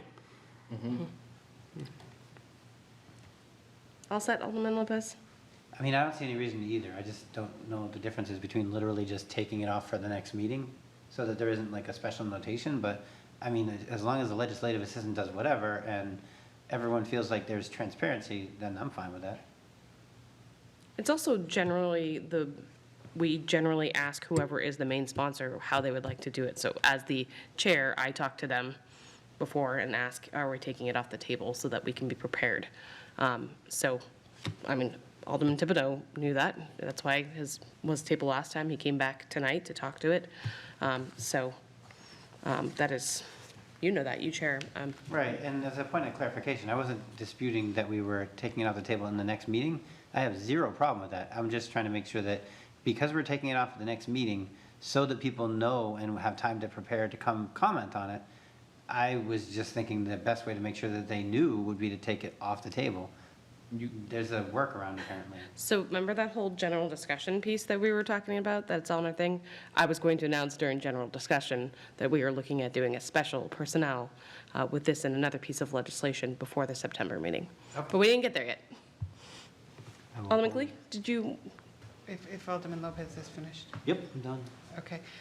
The comment that I was going to make is, if you do things, often we do it up in planning, is that we table something to a very specific date.